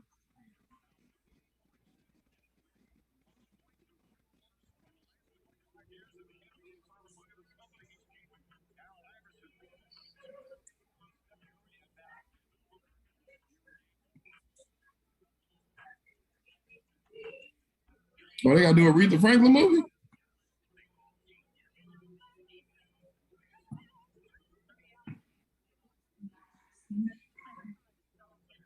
August 13th, the Aretha Franklin movie. I gotta see that. I didn't even know that.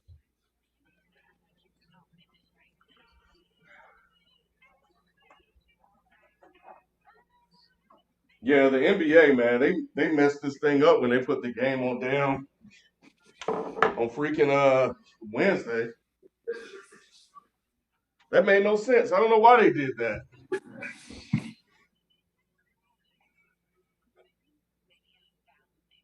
Yeah, put that extra day in between.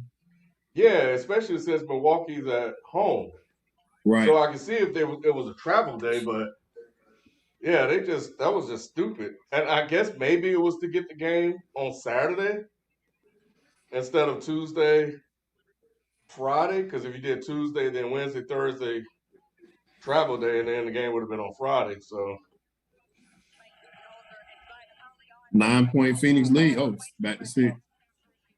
Hold on, let me get my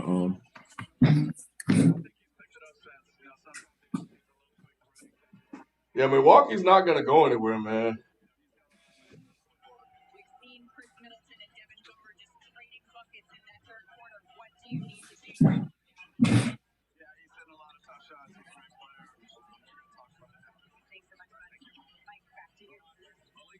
It's just how long will Connaughton? So at some point, and I haven't seen how Connaughton has been playing, but you got to rotate a little bit quicker to him so he don't get an open, clean look like that. Mm-hmm. And I saw Booker was upset, but that's their biggest thing. They got to figure out how to stop Booker because Booker gonna get his, and Chris Paul's gonna get his rather.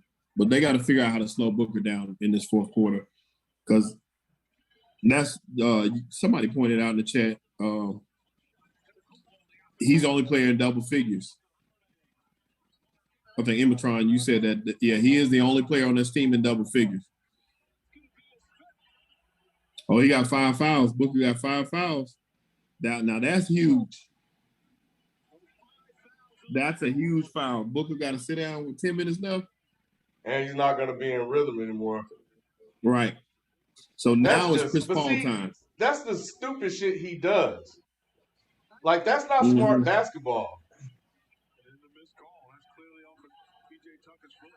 He is not when I say he has not been getting calls tonight, they ain't gave him nothing. Who, Booker? Yeah. They haven't given him any calls in the playoffs. This hadn't been. I don't like how they officiate him because they ain't gave him no kind of love, and he deserved more love than that. Cam Johnson is on fire, man. Cam Johnson is on fire. He don't get enough minutes. I don't understand why they don't have him out there more. But it's interesting. So Monty did challenge that call, which was a turnover off of, which should have been Phoenix ball, and they led up to a fifth foul on Booker. Right.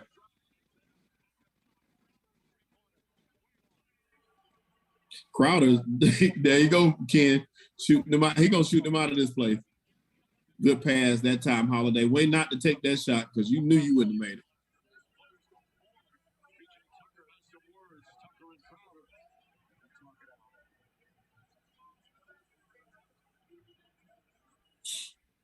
It's up to everybody else though. Right now, it's gonna be interesting to see who steps up.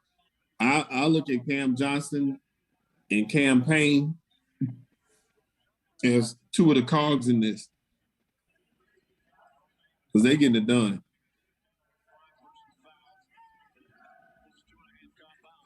But see, this is where Monty's going to have to work the refs a little bit more to get those calls for Booker. Yeah. Dang, Chris Paul is just off. Golly. He's off terribly, and they still got a 6-point lead. Ayton has done nothing, and they still got a 6-point lead. What is Holiday doing, man? What is he doing? What kind of shot was that? You got the rebound, kick it out or go up strong. What are you doing? Oh my gosh, that was awful. What kind of putback was that? I don't know.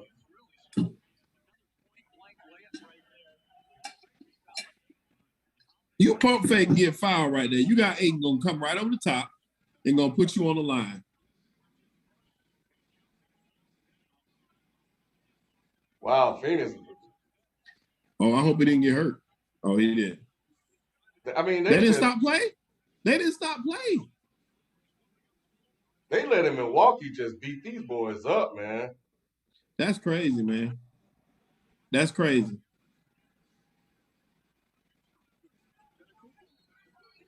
And see, they call that.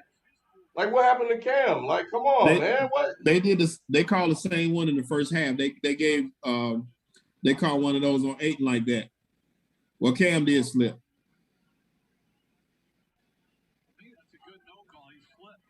That's a good no call.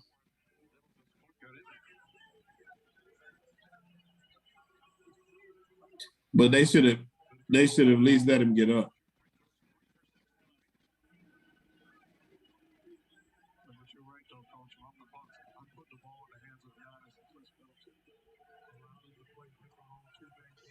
I don't know, man. I think, all too often we talk about the refs and their inconsistency with who gets calls. And I get superstar calls and role player calls, but there are just certain things that just don't make sense to me.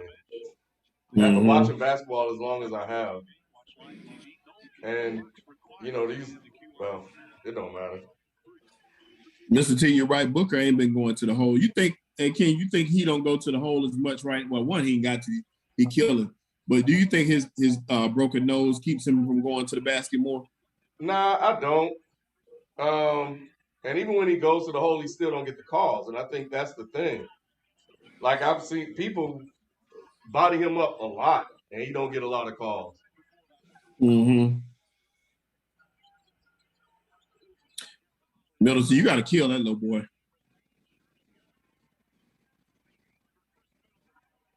Y'all got to attack. They got an attack campaign at this point. This is a key stretch for, I think, both teams. Because Milwaukee got to still, I think both got to keep up the scoring. Mm-hmm. Milwaukee honestly has to make up some ground with Booker on the bench right now.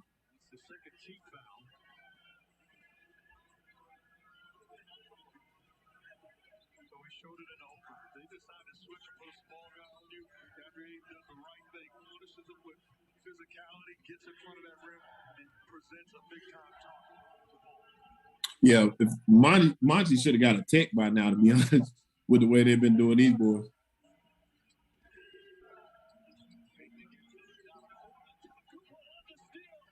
Good steal.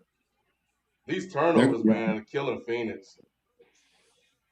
It's the only reason I see that Milwaukee's even in this game.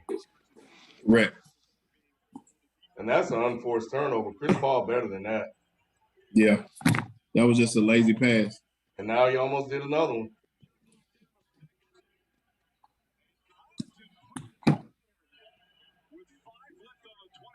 Oh, man. Why are you fouling him?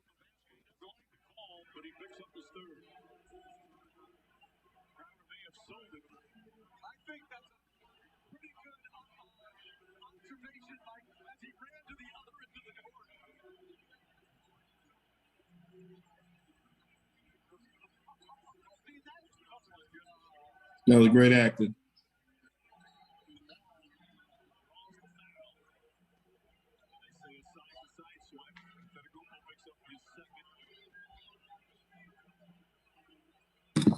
All right, Milwaukee got to at least draw even before Booker comes back in. But to me, like I said, I just don't see how they can do it. That was Crowder. Come on, Crowder.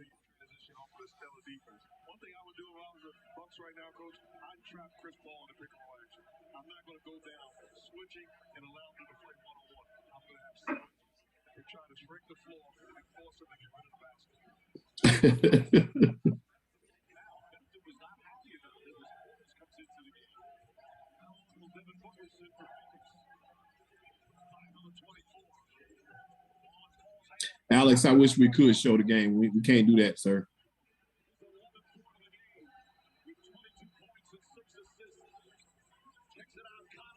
Not game. Oh, wow.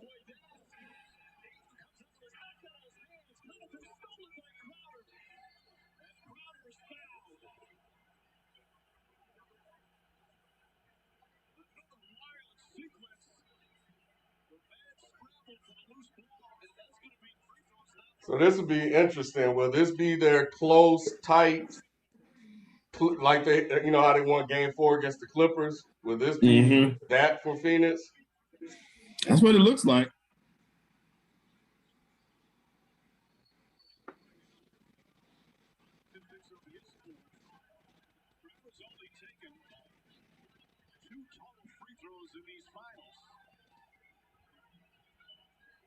Yeah, he got him in the eye. I just don't like how sloppy Phoenix is, though. They normally play cleaner basketball than this, but.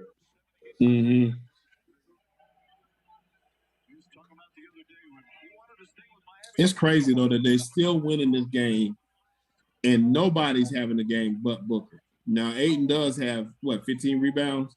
Yeah, 5 But other than assists. that, nobody else has done anything but Booker in this whole game for this team. On the offensive end, I'm saying. Yeah. He gonna miss that one. Crowd is fucking annoying to me,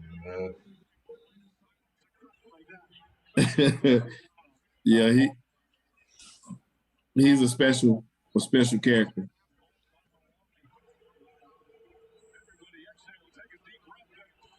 What's this timeout for? The only thing I can think this timeout be for to get Giannis a break.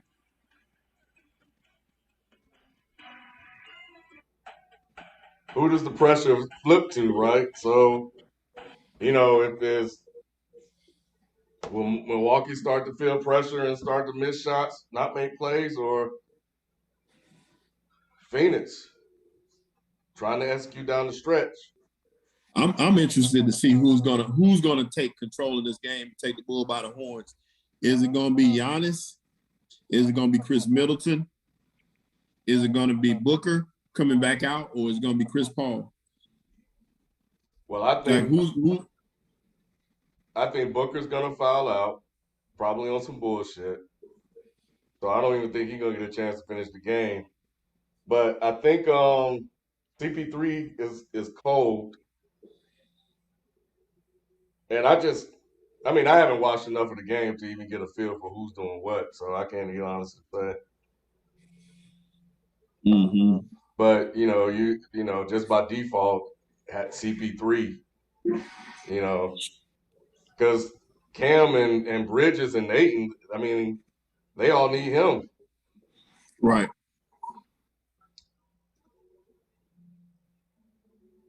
I just saw Kyle tweeted, if the Bucks lose this game. Where my phone at? Oh, it's right here. Oh, man.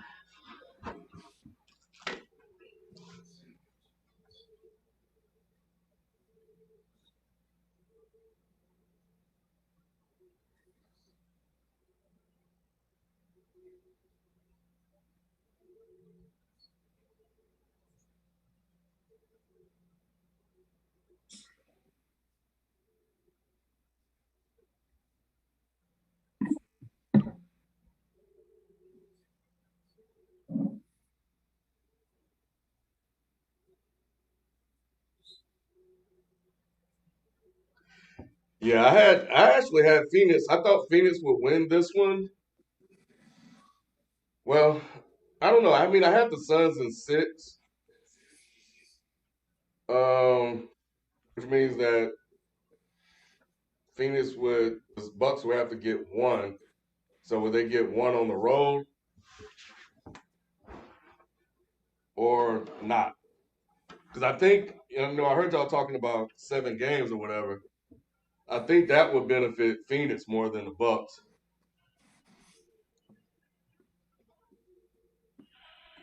But Bucks have played in a game 7 and Phoenix hasn't. Mm.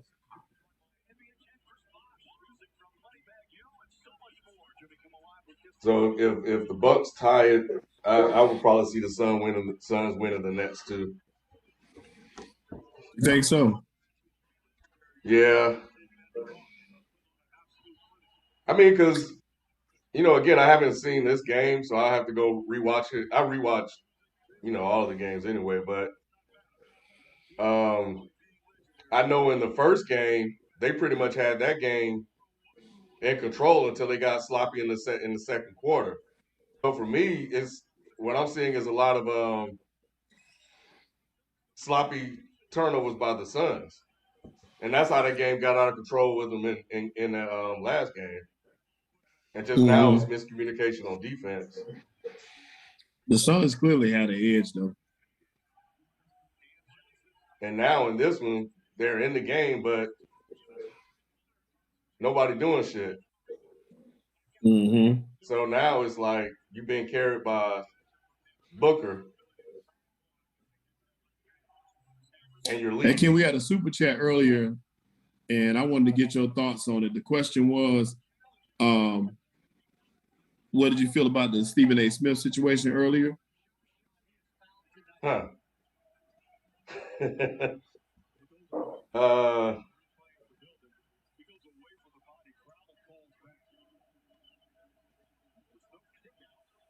Oh, that's not a foul. Is he gonna challenge that? No. Gotta challenge that. Yeah, I don't understand why they don't challenge some calls. I just don't get it. Unless he got him. I mean, unless they talking about he got him on the hand. I mean, he did hit his hand, but that was in the fall through. PJ, I guess he plays good defense, but he commits some stupid fouls. This has been a horrible finals. I mean, and he never commits a foul. That's the other thing. Yeah. I mean, he fouled Booker a million times in this game. All 5 of those fouls were costly. And I got just as many points as he does.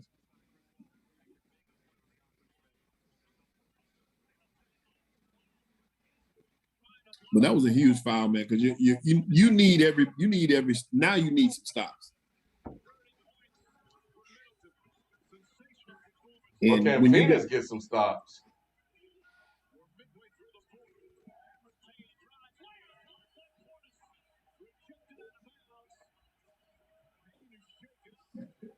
I don't think I want Portis in the game right now still, though. I think I'd rather have big man out there. Yeah, Giannis, that's a foul. Giannis sent the ball back to him, though. He had to go to his left hand. That made it easy for Portis to get it because he left Portis in the dust. Mm-hmm.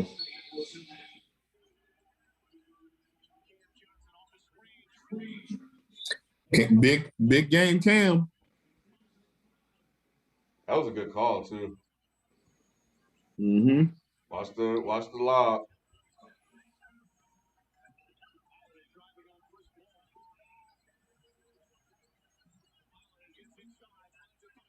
Oh my gosh. Oh my goodness. Holiday been trying to play bully ball all night long. And then it's like he's so afraid of those big men.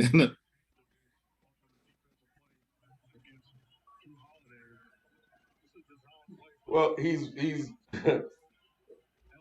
he's backing down right into Ayton though. Right. So and Giannis camping in the paint. So yeah, you running into the defender.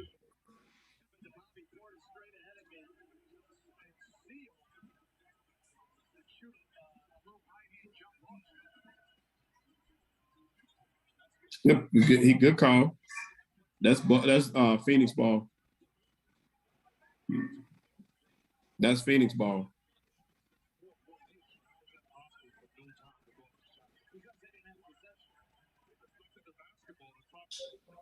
Yeah, that's Ayton. Ayton knocked it out. Oh, Ayton tapped it out. Good fake. That's a good follow. Over Ayton. See, that's the stuff, man. That just can't happen. It cannot. I mean, he probably didn't know it was there though, to Ayton's defense, but still. I do not like these switches. I don't like it.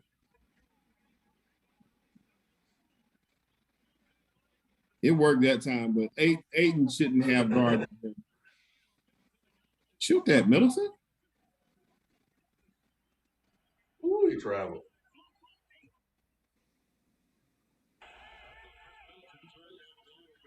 Man, this is he did turn down a wide open. He turned down a wide open shot. It's like now Ayton is back to the Ayton. I mean, not Ayton. Middleton is back to the Middleton that played these last couple games. Good move, Giannis. Good move, Giannis. He missed it, but it was still a nice move.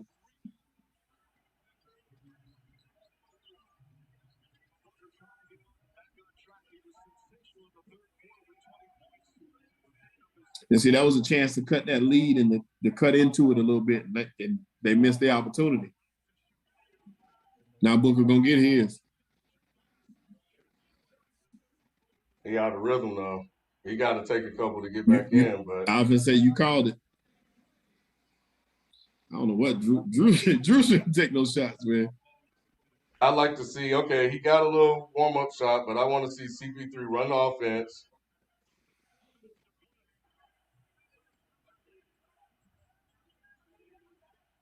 Even though he's been shooting bad, you trust. God dang, CP. I don't know what's going on with him. That's it. Was that not a foul? It was. Oh, my goodness. We probably behind y'all. Yeah, they didn't want to kick Booker out. You can't tell me that the fix ain't on with that one because there's no way that wasn't a foul.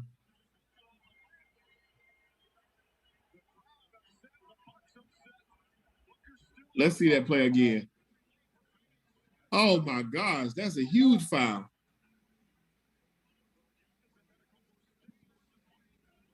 These turnovers, man. I promise you, if the Suns just clean up these turnovers, they win these games a lot easier. Or, well, they will be winning this game a lot easier. But how many bad turnovers have we seen in this quarter? The Bucks are barely making any. Correct. So CP3, you like these are critical possessions, and you throwing the ball away, throwing one over your head, over your shoulder. But what's crazy is they still winning. I can't believe they still got the lead. The fact that is anybody in double figures yet? Well, I think Crowder is now. But for over 3.5 quarters, no other player other than Booker was in double figures. They're committing stupid senseless turnovers. Yeah, Crowder's on. Well, no, Cam got 10 now. Cam But like Johnson you go from up one to possibly up 5 or 6 if you get a better possession. It's just sloppy, man. And the thing about it is that I could see if the Bucks were forcing a lot of these, because I know they force some. No. But this is just them not valuing the ball and taking care of the ball. It's just like to win this game, they got to play like a clean 3 minutes or so of basketball where they execute at the highest of levels. I just looked, Ken, and the turnover situation is 16-5. There you go. That's the game. And like you said, the crazy thing about that, and this whole game, probably 11 or 12 of those 16 are unforced errors. Yeah, throwing stupid passes, dribbling the ball at the foot, just crazy stuff. These aren't really like forced turnovers. Yeah, like I heard you say, Campaign stepped out of bounds a few times. Like he don't know where the out of bounds line is. Twice. Like you may miss the shot, but you're not. At least you get an attempt at the shot. Right. And you don't immediately give the ball over, so you're taking a shot attempt away from you. But yeah, somebody told him not to call that foul. They had to be, because that was he had his arm. Not even, we didn't even talk about him slapping him. He slapped the taste out of him, but he had his arm around his waist. That was a clear foul. Like Phoenix, Monty Williams used to go crazy on Book for even being in that position. Why are you even challenging that shot like that? You know you got 5 fouls. You have no business doing that when you should be sitting on the sidelines right now. But look, I told you he was going to pick up his 6th foul. They just didn't call it. That was it. They just didn't call it. And it was, like I said, I was thinking to myself, and I meant to mention it earlier, like what they should be doing is attacking who's ever guarding him. Since Drew like to back people down, you back down Booker if he's guarding you. If he's guarding Middleton, you post him up. Because they all got post-up games. Oh, they showing it again now. He got his arm around his waist. He slapped him on the wrist. There's no reason that you should not call that foul. But I told you, he makes stupid fouls. He commits a lot of stupid fouls. Yeah. Throughout the game. That's how he get in foul trouble. Mm-hmm. I do not like this switching.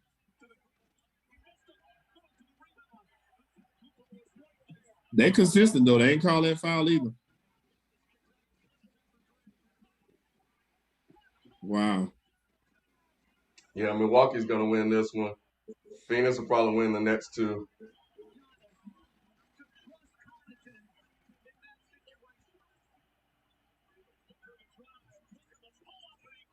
Good shot, Book. The book shouldn't be out there.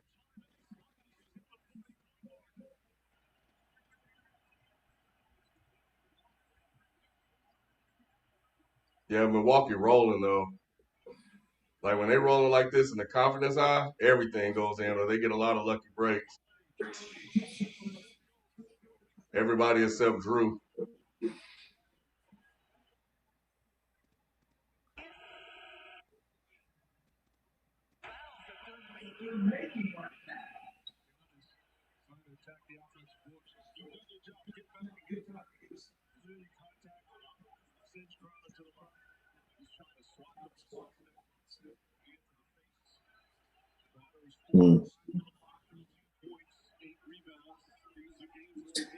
Yeah, who y'all got winning this game with the score tied? Well, y'all probably ahead of us, so I'm not sure where y'all are, but who y'all got winning this game right now?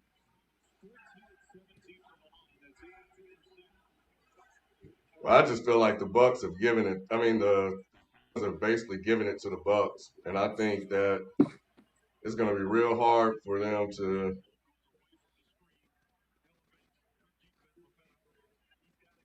overcome all these turnovers. Like, I mean, they got to get stops. They have to score. They have to take care of the ball.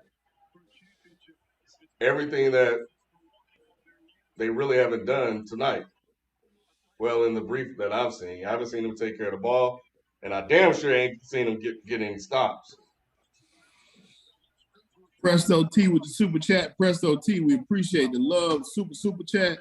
Shout out to Ken getting the audio right. Clutch stream adjustments. Yes, sir. Yes, sir. I appreciate it. Yeah, I was doing two streams at one time, and I was just on a completely different computer. I don't know why that shit won't work on the MacBook Pro. It should have.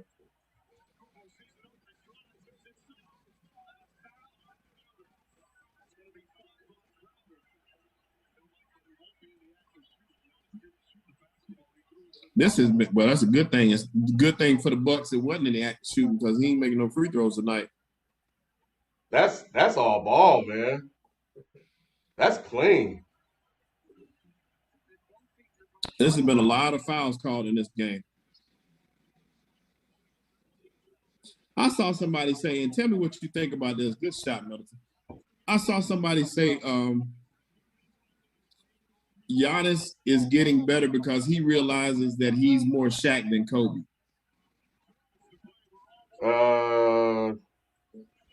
Nah. I think he's doing what he. I think that may be a lot of Bud coaching him and just having him. Told you.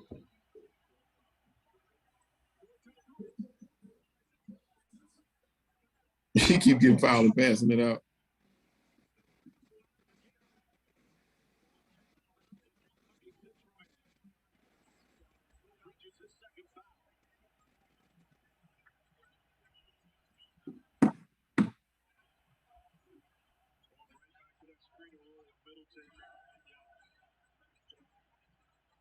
Shoot that. There you go. You know, I want to see Booker get clean looks. Like Middleton always get a clean look at the basket. Yeah. Booker always trying to lean on somebody. Good Oh, recovery. how is that not a foul? Oh my gosh, that was good recovery though. I need to go back and see that again. That right there was a superstar play. The refs have saved everybody in this game. I don't. The refs have really been a problem in this series to me.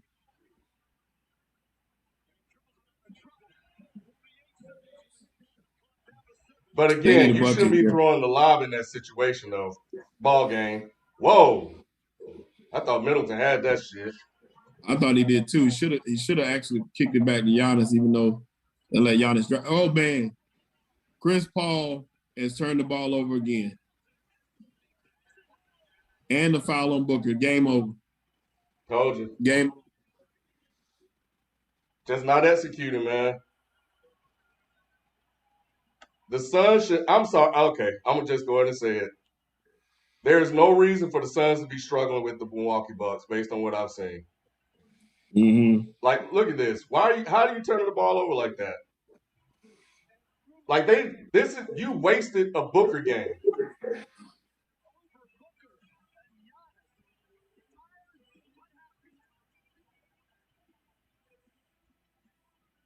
That's crazy. They did. They wasted the Booker game. Booker played out of his mind this game.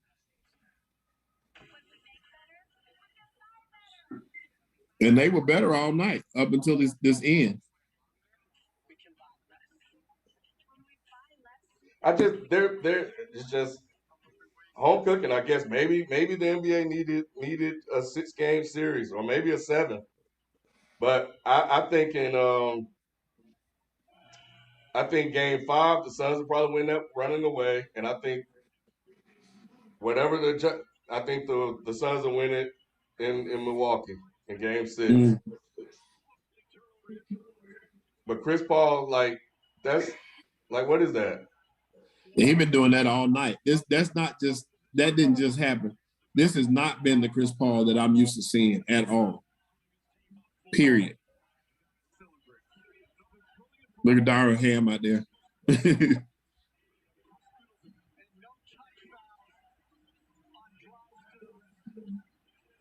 Like, there was no need to throw that lob. I thought Booker fouled out. They didn't call a foul on that play?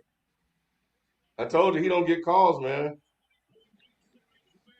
But I mean, I thought they should have called a foul on Booker on Middleton the other end too. Then they should have called a foul right here. See, that's a foul. He pushed him.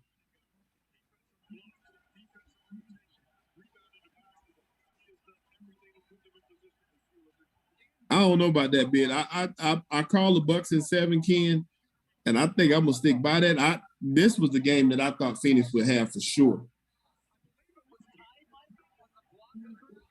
But once again, this is the good Chris Middleton. Now the next game he's gonna have 15.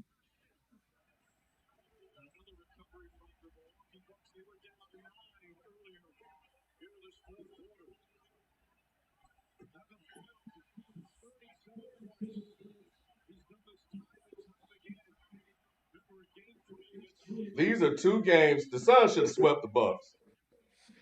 Yeah, they were the better team. They were 2 games. These 2 games, again, the second quarter, the turnovers they had 7 turnovers in the second quarter in game 3. In this game, they have way more turnovers. You just called it 16-5, and it's now 17. Yeah. Way more turnovers and those are the game. So if you're Monty, you just go back. You're running your offense. It works. So if you're Monty, you go back and be like, look, guys, we just need to turn this off. And you know what I think? Look, I understand their complaints with the officiating because it has been very one-sided. It's been one-sided for 3 games. Very, very in favor of Giannis. But 2-time MVP, whatever. But the Bucks are getting away, and they did this to the Nets too. They get away with a lot of excessive physical contact. Yeah.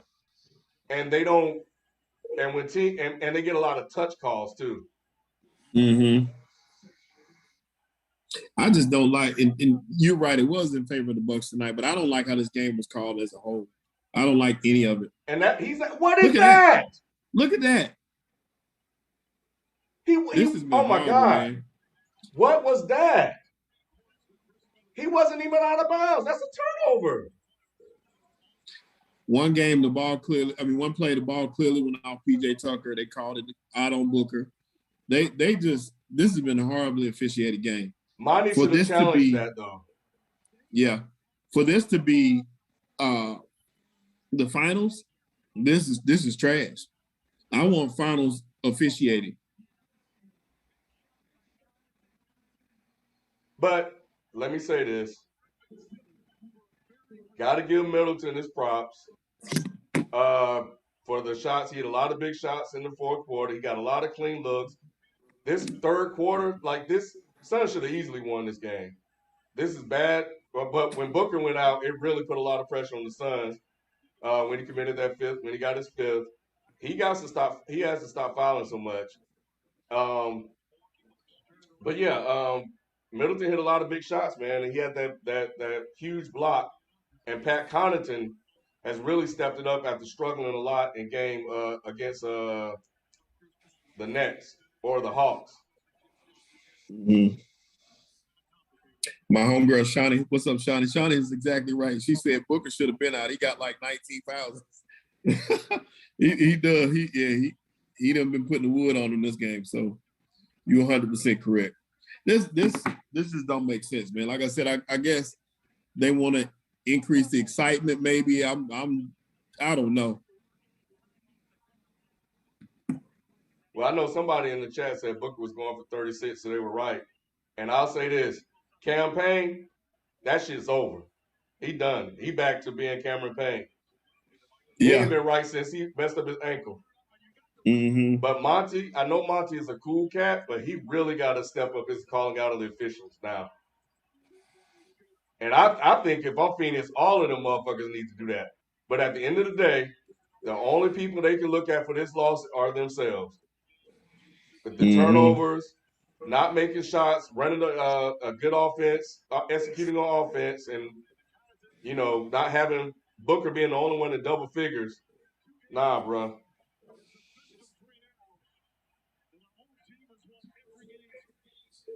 But right now, Booker, man, but right now, I'll be interested to see this press conference. But I'm not gonna lie, I feel like 42 points, man, 38 minutes in a loss. Well, Giannis had that as well, but I'm sorry, man. Like, all credit goes to the Bucks for how they closed their game. They closed their game a lot more composed than the Suns did. The Suns are doing a lot of complaining and whining, and I think they have a right to do so. Right. But Monty talks about poise a lot, and they have to realize and get that shit out of their head that they just gonna get shit. They gotta go take it, and they gotta earn it. And that's what they do. So they got to get their head back into playing through that bullshit. Yeah, they really do. Chris Middleton matched his 40 points. Yeah, I was going to say Chris Middleton canceled him out. And when you got no secondary option, nobody else really did much. Nah, that was a good block by Giannis. Wow. That was the play of the game right there. That right there was more impressive than that other breakaway block. But did you see how high up they was just now? Booker shouldn't have thrown that lob, though. But that was a hell of a block by Giannis. That was ridiculous.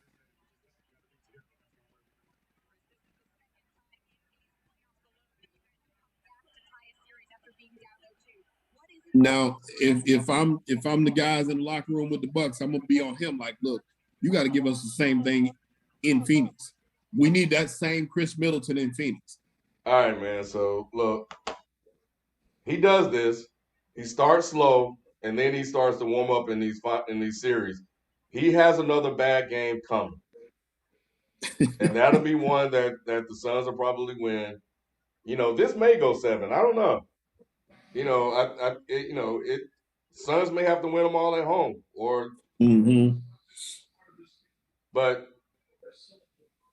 I knew Middleton was going to have a game at some point. He was just due. Yeah. It's a shame that and Booker has had his game. The thing about Booker is that whatever happened in between those two games, I think he got his head back on straight. Yeah. He has to stop whining about the calls. Yeah, he came out focused tonight. You can see it on his face all night long. He played with purpose this whole game. He showed up and did what he's supposed to do. It was the other guys that didn't match the effort. I don't think that looked like a lackluster performance from Chris Paul this whole entire game. We got the rebounds from Ayton, but Ayton is like a baby. You got to feed him. If you don't feed the baby, he's not giving you anything extra. He gonna get the rebound, but he ain't doing nothing else if you don't force feed him. And I think that if I was Monty, early on, I would go to Ayton a lot more just to get him involved, because it seems like when he's involved early, he has a much better game. When he's not really involved on the offensive end early, he kind of disappears. How many did he have tonight? Let me see what Damn, so Ayton this had. was a tie game at halftime? Okay. It was tied and have, I think, 52-52. Ayton had 6 points tonight. And you can't have 6 points. You can't get 6 points from Ayton and expect to win these games. And the Suns played much better in this game than the Bucks. The Bucks had moments, but it seemed like every time the Bucks made a run, they still was behind. The Suns had every opportunity to win this game. They did. And to be honest, they should have won. Yeah, Crowder can't be shooting 9 3-pointers. That's too many. That's way too many. And the Bucks will live with that because he only made 3 of them. Chris Paul was 5 of 13. Cam Johnson was good, but Cam Johnson don't get enough minutes, and also Bridges disappeared. I don't know what's. He don't play good on the road. He'll be better at home, or maybe they figured out a way to kind of neutralize him. But I think he'll be better at home. We got a super chat from Chill Vibes 24. Chill Vibes, appreciate you rocking with us as always. He said, shout out to Ken for the hard work and to Shelton for pulling up with the stream tonight. Yes, sir. We appreciate you, man. We appreciate y'all for joining us and being here with us, man. Y'all's presence makes it all the more valuable to have. Appreciate y'all being here. Oh, I see what they did. So the Bucks still had 29 free, so it's 29. They had 10 more free throw attempts than the Suns. The Bucks did? Yep. Oh, wow. 29 free throw attempts.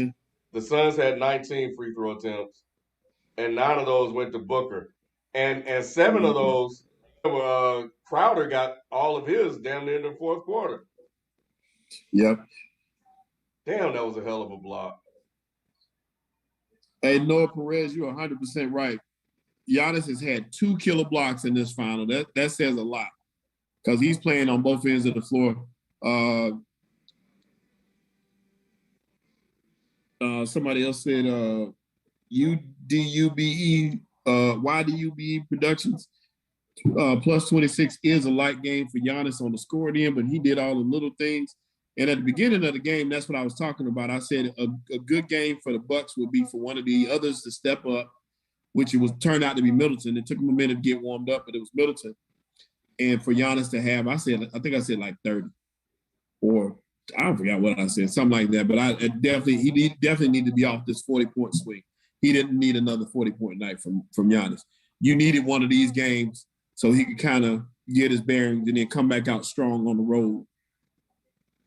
So this was a good win for the Bucks.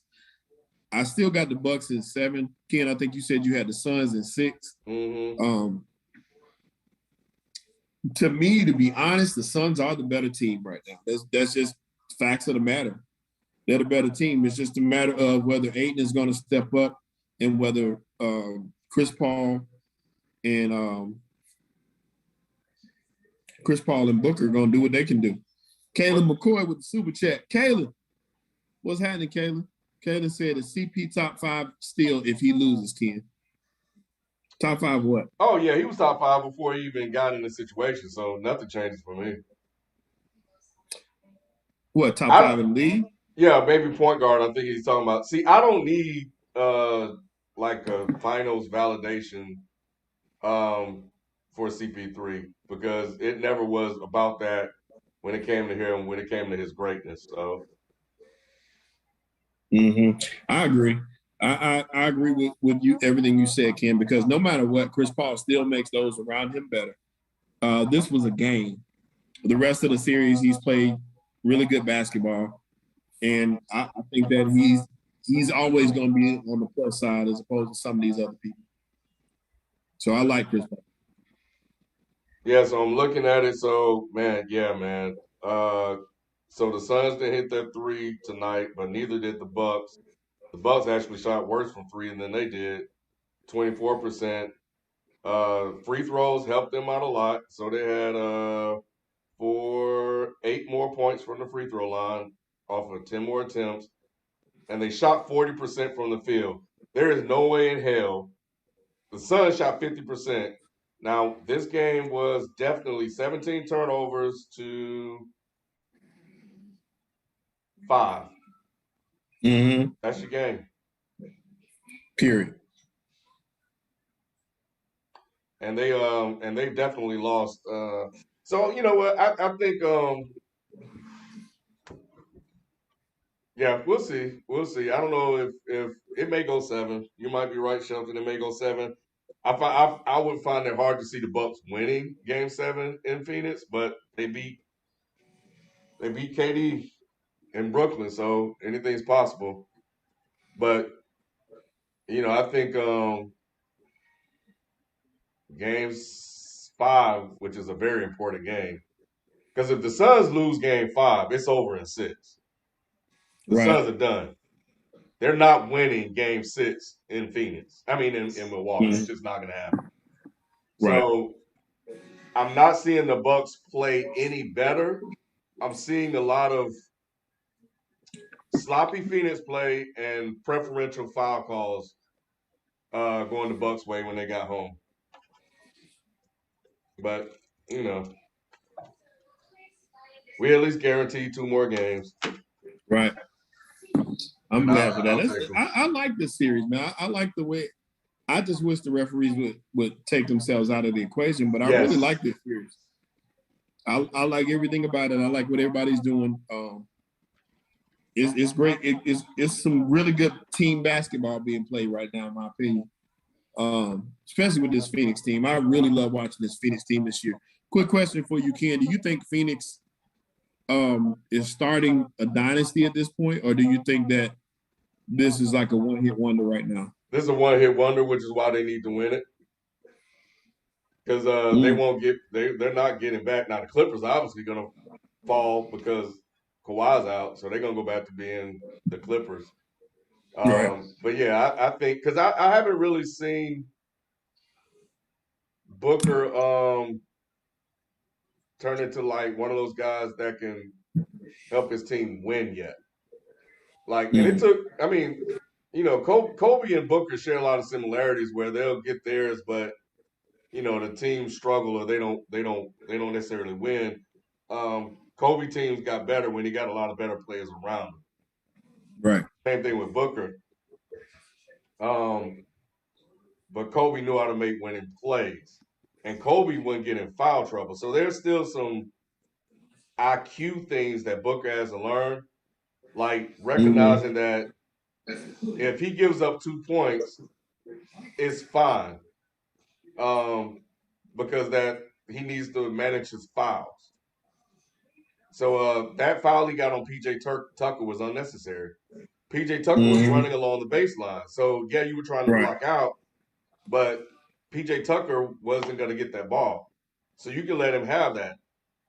Because the team struggled when you went out because you were the only player that was in an offensive rhythm.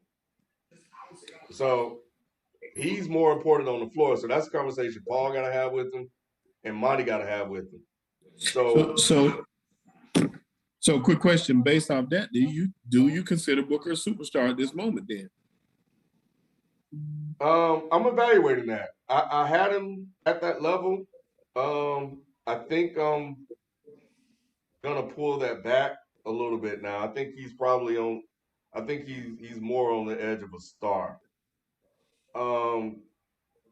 Not that he has the talent, but I think the mental makeup isn't fully there yet. Correct. And I think watching him play in the finals, like he's a little excited. He's a little sped up. He wants it way, way too much because he hasn't been here. And he hasn't learned how to manage the game and manage his emotions and kind of let the game come to him. So I think these are things that he's going to learn. And unfortunately, he didn't have a Shaq or Phil Jackson or somebody like that to kind of, help him get there. Chris Paul is kind of coaching him there. And I think he will. I think tonight was a step forward in that direction. because he was horrible in Game 3, and I think Game 3 was a lot up here.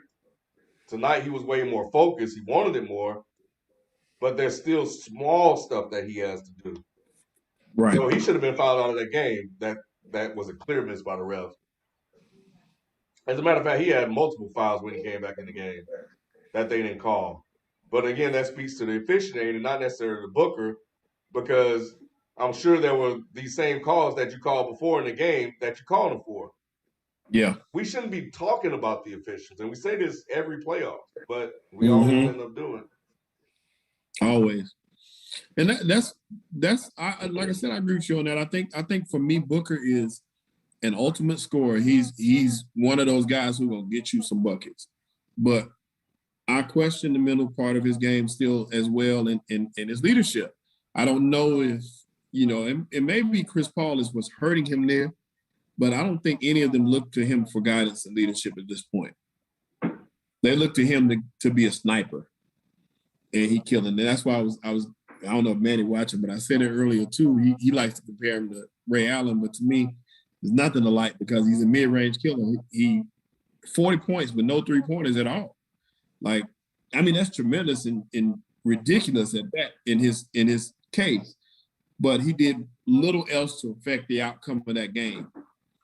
And like I said, superstars, they played 4 quarters. And I still haven't seen that superstar defining moment where he hit that bucket like that's it, game. Devin Booker. And it's yet to come, but we just have to see it. Yeah, with his performance tonight, he really needed CP3. And this loss, honestly, this loss is on CP3 if you ask me. It is. He's been so great up to this point. For him to be this sloppy is uncalled for. Like it's one thing if his shot's not falling, but he and Chris Paul has been this way for the last 2 games since he's been in Milwaukee. So I don't know what's going on with him. Let me see how many turnovers he had. Yeah, that was weird. Chris Paul did not have a Chris Paul game. Yeah, we got a couple turnovers. A lot of them in the that's not good. And they weren't good turnovers at all. Like I said, they weren't within the framework of the game. They were just like he was throwing them all away. Like it just wasn't a good look for him tonight. I think he's gonna respond, but when you shoot 50% from the field, you should, and your opponent shoots 40, you should win that game. Yeah. Because here's the other thing. Phoenix had 78 field goal attempts. The Bucks had 97.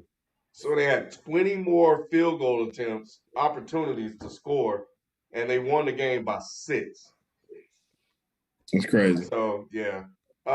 Stephen A. Smith. All right, so a lot of people ain't going to like when I say it, but I'm just silly. Just, it is what it is.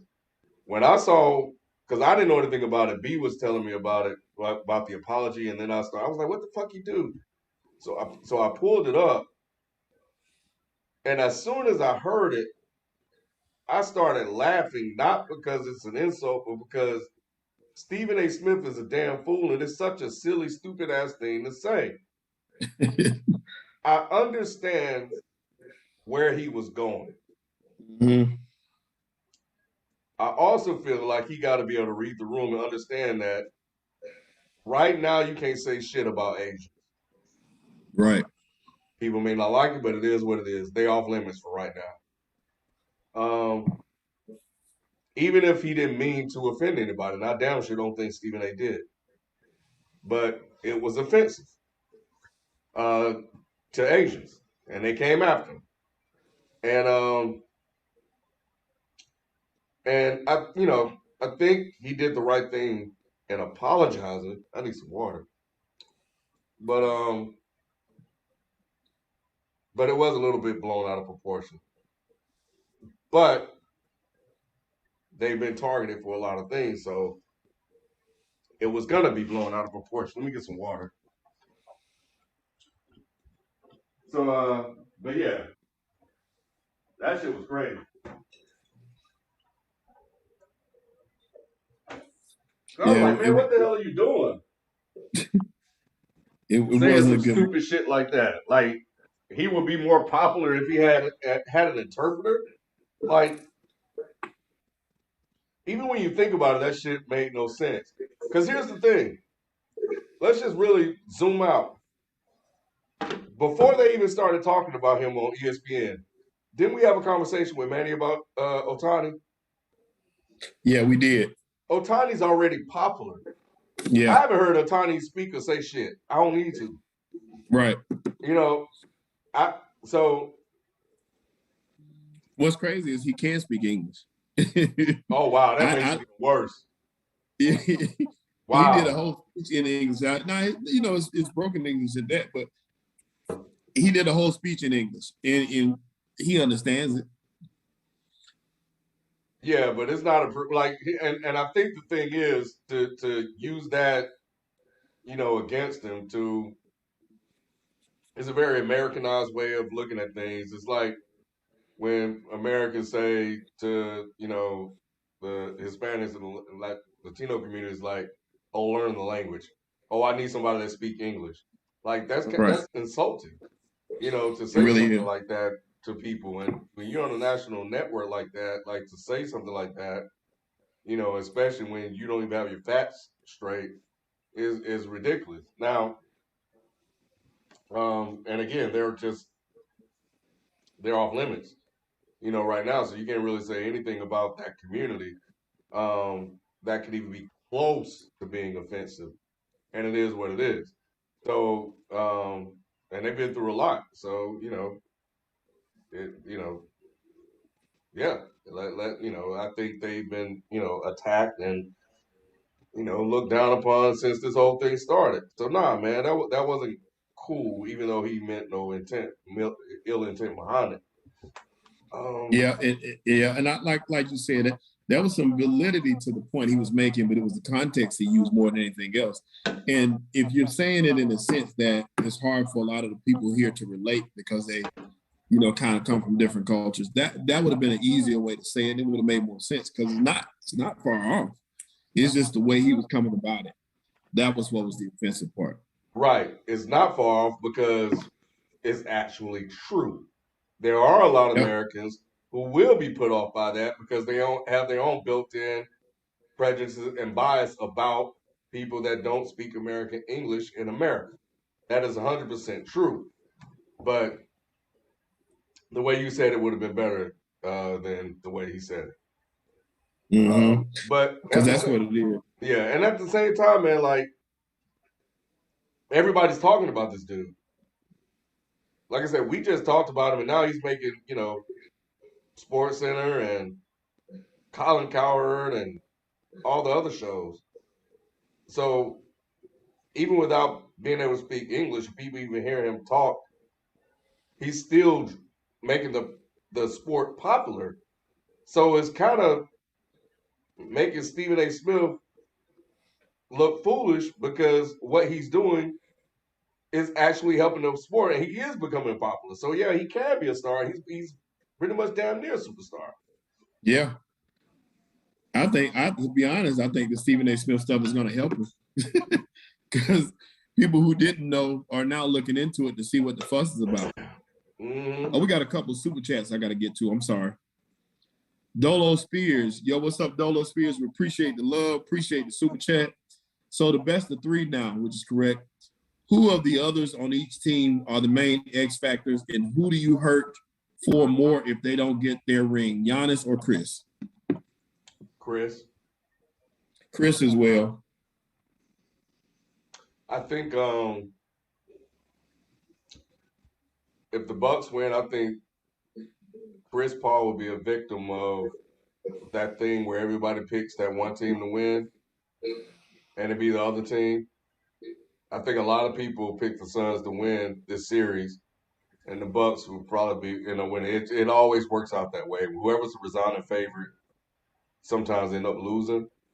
But it would definitely hurt Chris because I think Giannis has a little bit more opportunities left than Chris Paul. Mm. As far as the others, I think Bridges. I think Bridges is that. Bridges and Cameron Payne are the two that needs to step up and play better. That's true. I agree. I was thinking campaign and Bridges as well. The X factors for me of the others would be Ayton.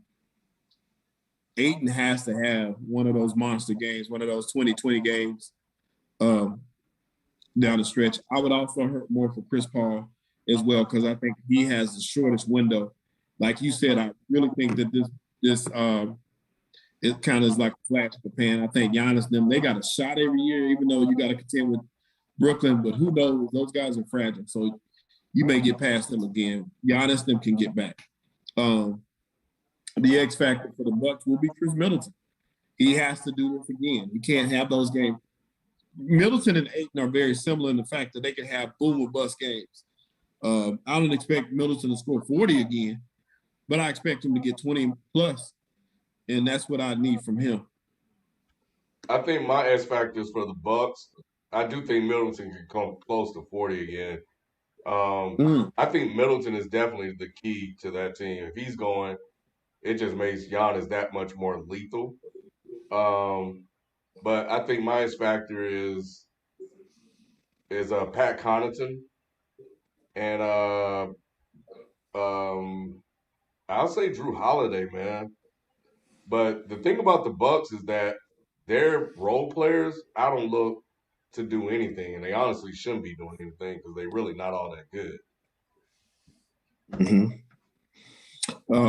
We got another super chat from Drink More Water. Drink More Water said Middleton was 46-4 to match Booker's 42-1-2. That goes to show you another thing about Booker too. Booker, I don't know whether he had one assist or two, but he didn't really do much other than the scoring. That's what he's known. He's there to be a sniper right now. And like I said, his role may change and expand once Chris Paul is gone. But for right now, his job is to put the ball in the basket. You know, the thing about it is and I think Michael Jordan is known for saying this, because Booker does average around 5 assists a game. And to Drink More Water's point, a couple of more assists from Booker, you know, you might be looking at a different game. If he gets close to the 5 assists he normally averages because other people are being involved.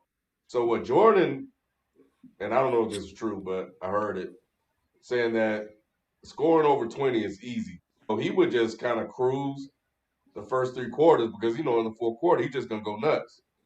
And he's going to take all the shots. So he said he would do 6, 6, 6, and then just go off in the fourth quarter. So that's how Booker got to manage the game a little bit more. That's true.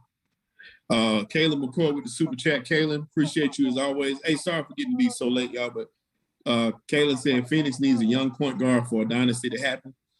Yeah, I think so. They need Chris Paul's successor pretty soon.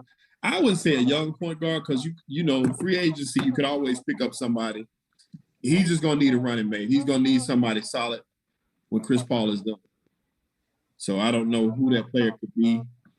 But, yeah, they need a young player. Like, I think Booker's 18 points in the – like, what's better, 18 points in the third quarter or the fourth quarter? He got to flip that. Mm-hmm. That's it. Drink More Water with another one. The Bucks won offensive rebounding 17-5, second chance points 19-7, and fast break points 15-0. They had no fast break points for Phoenix. That's crazy.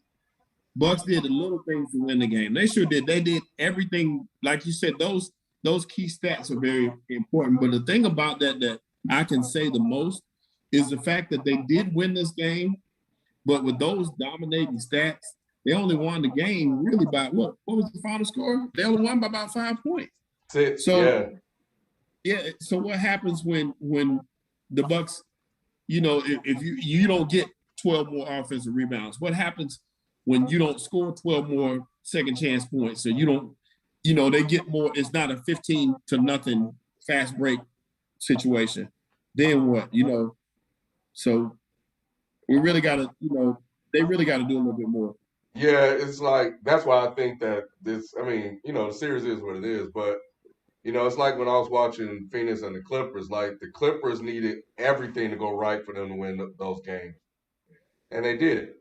But could they sustain it for 4 wins? And I don't think out of 4 games the Bucks can do that. I've seen more bad Phoenix play than great Bucks play, and that's what I've seen so far.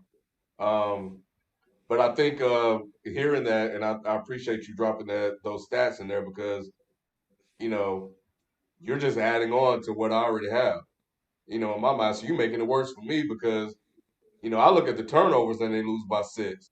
I look at the extra attempts they got, which is part of that, are Mm-hmm. the offensive rebounds. So that's probably why they have an extra. So not only are you getting 17 turnovers, or you're plus 12 in turnovers, you're also grabbing extra rebounds on your misses. So you have 97 more attempts, like damn near 20 more attempts to score than the opposing team.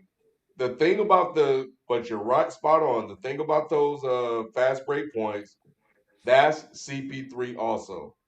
Mm-hmm. Because CP3 is on record saying that he likes to slow the game down and he needs to speed it up. And he probably slowed it down again tonight and he needed to run a little bit faster. So How many his minutes did loss Chris is on Paul have? CP3. How many minutes did he have tonight? Let me see, because he played 37 minutes. I was gonna say campaign is normally that change of pace point guard, but he played a lot of minutes with Chris Paul tonight. They spent a lot of time on the floor together, so it was still in Chris Paul's hands. And that may not be working in all honesty. Cameron Payne had that one good game. And Cameron Payne ain't played ever since he rolled his ankle. Cameron Payne has been bad. Yeah, you're He's right. been bad. You're right. He had a couple shots, but this did you see that turnover? I'm watching Sports Center now, looking at some of these turnovers he made, and they were just some awful turnovers. They were all he would drive to the basket or drive to the baseline and kick it back out, and they were all just bad turnovers. Yep. Yeah, he had a horrible game. And what's bad is Chris Paul had a horrible game on all fronts. He had a horrible game on the defensive end. He had a horrible game on the offensive end, and he had a horrible game playing point guard and a horrible game shooting the ball. He didn't do anything good tonight. There was nothing good about this performance. Right. So yeah. So he's gonna have to. I think he has another good game coming, but which could lead them to a victory. Mm-hmm. But this was the Booker game, and it's gone. Booker can do this again, but they need that. I don't know, man. I don't know. Best 2 out of 3. I guess we'll see. But it's been struggle city for the Bucks in all 4 games. Yeah, it has. It has. But all you need to do is win, right? That's it. That's it. You want to give yourself a chance to win, and that, and they've done that. So now it's even. So now it really comes down to who wants it more. And I think somebody said, one of the analysts that play basketball, I think it was Shaq, said this. He said by game 4 or 5, it's not about it. It's not adjustments at that point. Mm-hmm. It all comes down to will. Yes, that's true. That's true. Ain't much you can do to adjust at this point. Nope. You've seen after 4 games, you've seen everything. You've seen everybody's best shot. Yep. Anyway, let me get up this road. We appreciate you guys hanging with us. I guess let me see. So we probably won't be on for game 5.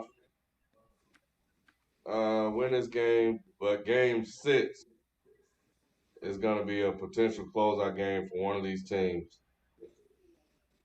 Man, that was a hell of a block by damn Giannis, man.